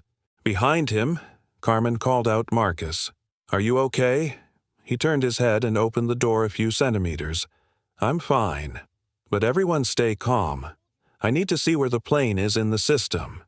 Carmen looked at him, and for the first time since the beginning of the flight, she actually believed he could do what he said. "We're right here. Call us when you need us." Marcus nodded and closed the door. He looked at the screen. Altitude 32,300 feet. Course 12 degrees off autopilot, correcting but failing. Storm warning system. Red crosswind strong. Marcus bit his lip. He muttered, "The plane is trying to stabilize itself, but it's not stable enough." He looked toward the radio. "That's the first thing you need. You press the COM M1 button. Mayday. Mayday, this is Flight 708. Can anyone hear me?" No reply. He switched the frequency to emergency 121.5, the only thing he remembered from the simulation. This is Flight 708. The pilot and co-pilot are unconscious. Immediate assistance is needed. 1 second. 2 seconds. Then a voice rang out, clear and strong. Flight 708, we're listening. This is Chicago Air Traffic Control. Who's speaking? Marcus almost burst into tears of relief. I'm Marcus Grant, passenger, taking over for the captain on an emergency call. No one on the other side laughed. No one looked doubtful. ATC's voice was strangely calm. Okay, Marcus, calm down. We're here to help you. How are the 2 pilots? Marcus quickly reported. The captain has a head injury and is unconscious. The co-pilot is also unconscious. We have a passenger in the cockpit who appears to have a leg injury. The plane is swerving and experiencing strong crosswinds. ATC. Got it. Marcus, you did a great job getting to us. Now listen, do you have control of the steering wheel? Marcus looked at the joystick. His hands were shaking slightly. No. I haven't touched it yet. ATC. Good. Don't touch anything until I say so. First, you need to see what mode autopilot is on. Look in the upper left corner of the home screen. Marcus followed. It's on, but the warning says limited functionality. ATC. Very good. The wind is pushing your plane off course. We'll give you step-by-step instructions to get it back on track. Can you do it? Marcus squeezed the armrest. I will try. There are hundreds of people behind me. I can't let them be scared anymore. ATC softened his voice. Marcus, you're not alone. We've flown this plane thousands of hours. All you have to do is listen and follow. Marcus nodded. Though no one saw, I'm ready. There was silence in first class. Evelyn stood by the door, her hands clasped over her chest. Marcus, she whispered, please be safe. Don't let anything happen to you. Samuel put his hand on her shoulder. We have to believe in him. Carmen looked up at the ceiling of the plane and whispered, that child is stronger than anyone I have ever met. Back in the cockpit, ATC instructed, now, Marcus, touch the steering wheel lightly. Don't pull, don't push, just feel the movement. Marcus put his hand up. He could clearly feel every vibration in the metal. ATC.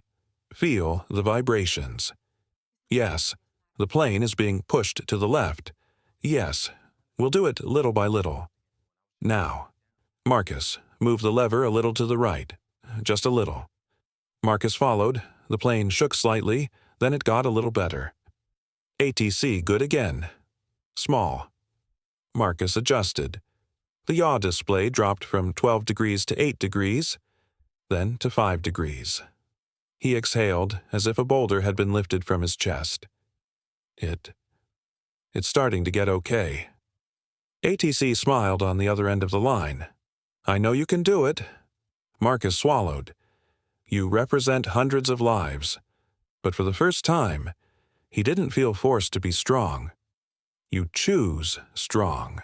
The plane was still shaking slightly. The wind was still blowing hard. But in the cockpit, a 22-year-old man was holding a Boeing 737 steady with trembling hands but a heart of steel. Marcus suddenly remembered his mother's words. You don't have to be the strongest. Just be someone who doesn't give up. He gave a small smile. Mom, can you see me? I'm trying my best. ATC rang again. Marcus, we've got step 1 settled. Now you need to prepare for step 2, which is more important. Are you ready? Marcus looked at the dashboard, took a deep breath. Okay, I'm ready. But he didn't know that. The second step will drag you into the most difficult, dangerous decision of the flight. A decision that if made wrong, the consequences are unimaginable. The cockpit returned to a pale yellow light, thick and tense. The warning beeps continued. Less urgent than before, but still enough to make Marcus's heart clench. Each sound meant we're not safe. Not yet. Marcus kept his hands on the steering wheel, his breathing slow and labored from the strain. The ATC voice rang out again in his ear, deep and steady. "Marcus, you're doing great. Now let's move on to the next step. You've stabilized your flight path, but we need to check the condition of the powertrain." Marcus looked at the dashboard. RPM is fine, but fuel is unevenly distributed between the wings. Crosswind is still strong. Autopilot is only partially engaged. He reported back one engine is burning more fuel. The wind is still pushing to the left. ATC. "Yes, that's what I see from the aircraft's signal. We have to rebalance the load, otherwise the flight will be more and more off-center, and the autopilot may disengage completely." Marcus nodded. "I understand. Now listen to me. Look at the fuel control panel on the right." Marcus crouched down, searching the area. He touched each button lightly as if it were a 30,000-foot floor that could collapse at any moment. "I see." ATC continued. "You'll need to adjust the fuel delivery manually. It's a small operation, but if done wrong, the engine could die." Behind Marcus, the man in the jump seat tried to move. "You can do it. Just calm down." Marcus nodded, not turning back. "Because if you look at the faces that are putting their trust in you, you will tremble. You need to focus." In first class, Evelyn stood so close to the door that her hand imprinted itself on the plastic. She kept holding her breath, then gasping for air, as if she were keeping the plane steady. Carmen looked at the indicator light on the wall and said softly, "If Marcus makes the wrong adjustment, it will be a disaster." Samuel put his hand on her shoulder, but he has come too far to fail now. Evelyn heard. She whispered, "He was unlike any young man I had ever met. No boasting, no arrogance, not a single word of reproach, no matter how badly I had treated him." Carmen smiled. "That's how the truly strong survive." In the cockpit, ATC instructed Marcus, "First, transfer fuel from the left tank to the center tank. Remember just one line. No more." Marcus held his breath. He reached for the switch. Just then the plane lurched. He almost lost his balance. Carmen outside shouted Marcus. Marcus managed to hold the steering wheel with his left hand and the board with his right. ATC asked Marcus, "Are you okay? I'm fine. It's just the wind is too strong. At this altitude, the wind changes direction quickly. You are not allowed to touch anything without steadying yourself." Marcus took a deep breath, trying to steady himself as if he were standing at the starting line. "Okay, I'm ready." He put his hand back again, slowly. Finger touches the switch. Press down. Dramatic. The fuel indicator light flashes, then the graph line starts moving. Marcus stared at the screen. 1 second. 2 seconds. 3 seconds. The graph line gradually tilts towards equilibrium. He breathed a sigh of relief. ATC said, "Well done, Marcus. Very well done." He laughed softly. "Tiredly, I just did what you said. Not really. If someone else did the same thing, they would probably be in trouble. Calm down. That's something that saves hundreds of people." Marcus swallowed. The words struck a chord in the deepest part of him, the place where he doubted his worth. But now, there is no room for doubt. ATC continued. "Now comes the hardest part. Marcus, you have to lose altitude." Marcus glanced at the altitude chart. Descending in a storm was a dangerous endeavor. "Why should we reduce altitude now?" he asked. "Because the lower layer of air is more stable. If you keep this altitude, the crosswind will be so strong that the autopilot will disengage, and the plane will lose balance completely." Marcus swallowed. He knew that if he descended at the wrong speed, the wrong angle, the plane could stall, losing lift. "What should I do?" ATC said, each word slowly. "Hold the tiller firmly with both hands. Look at the pitch line. Slow down. Just 2 degrees, 2 degrees. Sounds simple, but it's the difference between life and death. Marcus held the steering wheel with both hands. Those hands trembled when signing the final decision in the hospital with my mother. They trembled when standing before the First Investment Council. They trembled when being insulted when boarding the plane. But now, they are steady. I'll do it. He pushed the lever gently, very gently. The plane nosedived a little. A warning howl sounded. Carmen outside the door burst into tears but Marcus kept his hands from shaking. He looked at the board. Pitch dropped from 3.0 to 2.1, then 1.9. ATC said immediately, "Hold it no more." Marcus held his position. 1 second, 2 seconds, then the plane stabilized again. Crosswinds are slightly decreasing. Red warnings are gone. Some warnings are turning yellow. Marcus breathed heavily, unable to believe what he had just done. ATC said, "Marcus, you just saved the plane." Marcus chuckled nervously. Really true.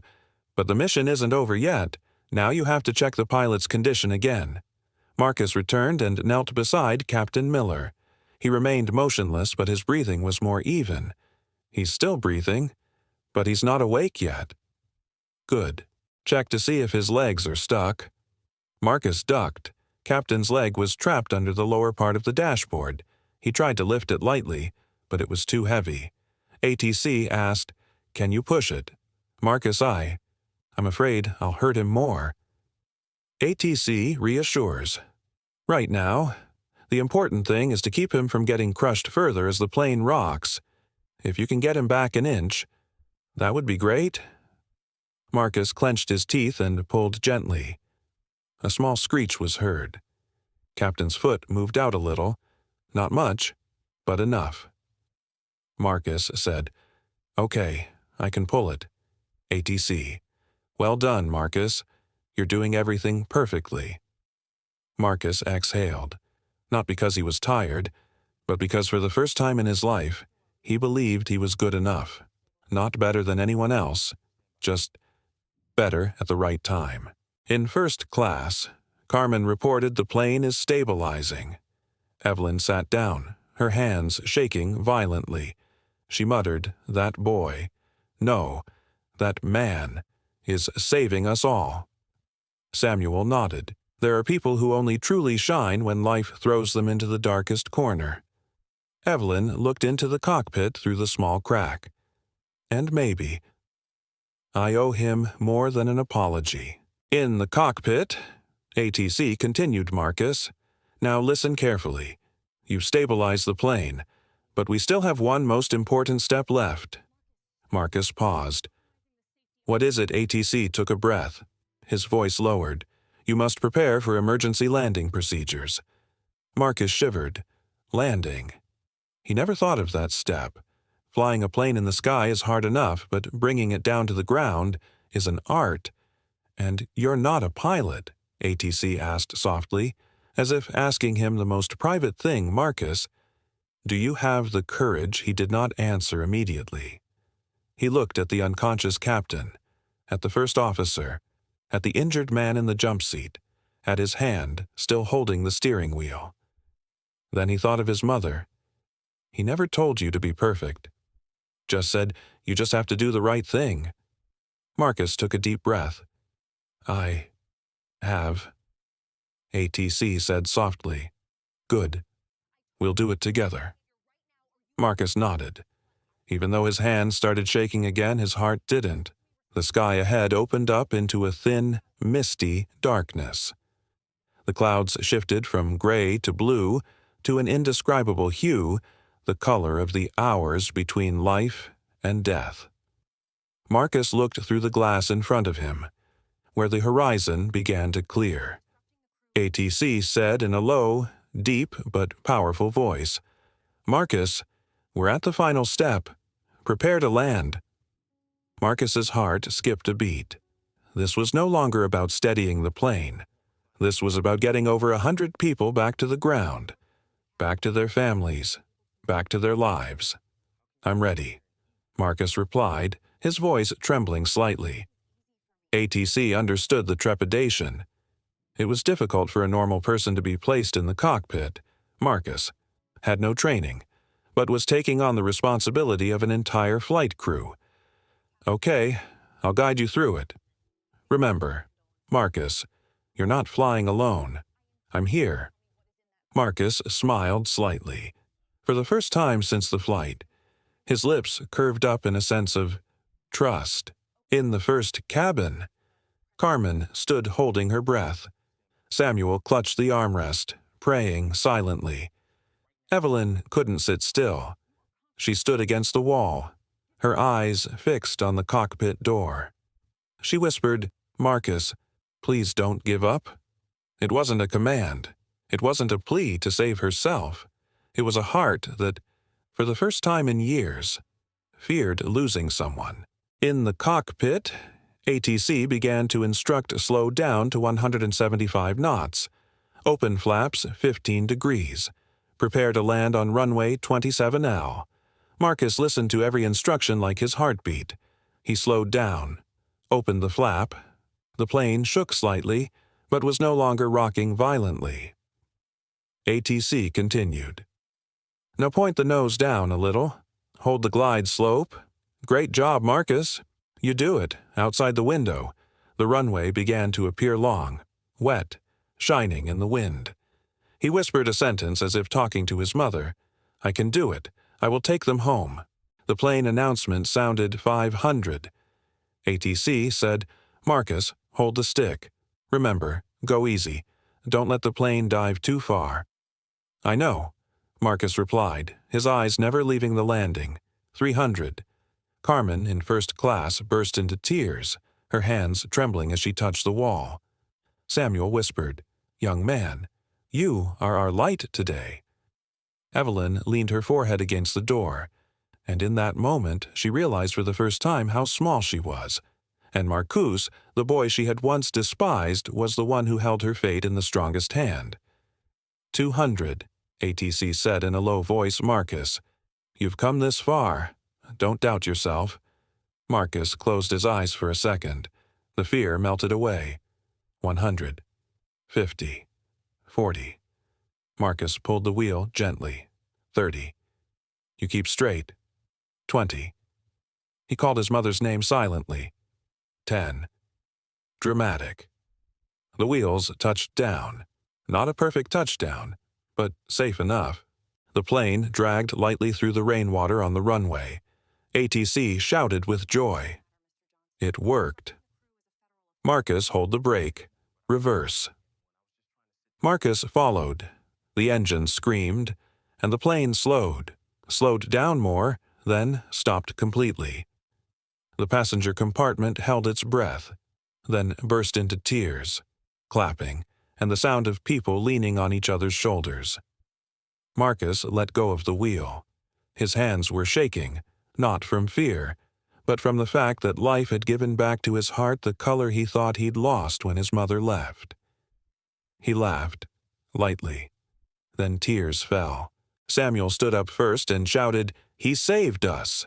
Flight attendants and passengers all burst into tears and started clapping loudly. Carmen ran to open the cockpit door.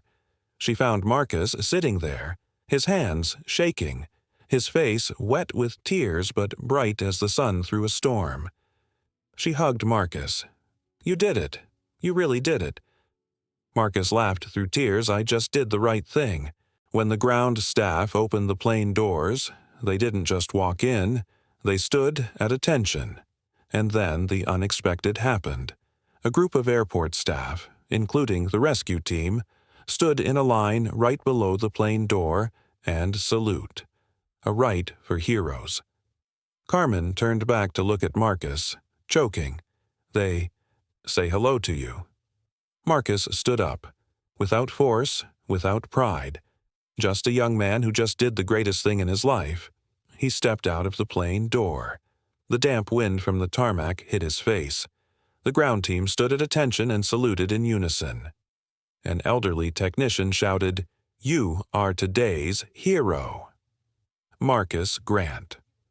The passengers in the back rushed out, clapping loudly. Marcus didn't know what to do but bow his head deeply. and when he looked up he saw Evelyn standing behind everyone. She stepped forward, her face pale with emotion. Gone was the pride. Gone was the cold armor. Just a man. Who knows he's wrong? Evelyn bowed her head, a bow full of remorse and gratitude. Marcus, I'm sorry. I was wrong about you. You deserve more respect than anyone on this flight. Marcus looked at her for a long time. Then he replied in a low, soft voice. You don't have to kneel down and apologize. Just from now on, be kinder to the world. That's enough. Evelyn burst into tears, for the first time in a long time. Carmen, Samuel, and a few passengers stood watching, all feeling relieved, because forgiveness is how Marcus ends this stormy chapter of his life. Not by judgment, not by victory, but by character.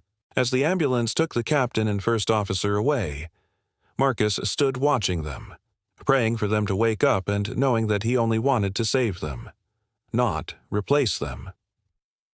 ATC, last callback Marcus, you did something not everyone can do. Proud of you. Marcus smiled and replied softly. Thank you. You are the one who led me through the storm. No. Marcus, ATC said. His voice was warm. You are the one holding the steering wheel. Marcus looked up at the gray sky. The storm had passed, but inside him, for the first time in a long time, there was light. Your story doesn't start here, but today is the day you come back to yourself. A strong, steadfast, compassionate man. A person the world should learn to treat better. The story of woman refuses to sit beside black teen flight crew. Salutes him as Olympic champion is more than just a dramatic series of events in the air. It is a mirror of how people see each other and themselves. Marcus Grant, a young black CEO, has endured scorn, prejudice, and doubt because of the color of his skin. But when life put him to the greatest test, he didn't choose anger, revenge, or bitterness. He chose to be steadfast. He chose to do what was right, and it was that calm, steadfast determination that saved the flight. The story reminds us, especially those of us who are older and have been through a lot of trauma, that we cannot control how others treat us, but we can always control how we respond. Kindness does not weaken us. On the contrary, it makes us strong enough to keep 100 people alive or make a heart full of prejudice look at itself. Remember, sometimes life gives us moments to prove ourselves not by our shouts, but by our character. Thank you for taking the time to read this story. If you believe in kindness, respect, and the power of kindness, please like, share, and subscribe to help spread the good news to more people. Thank you from the bottom of my heart.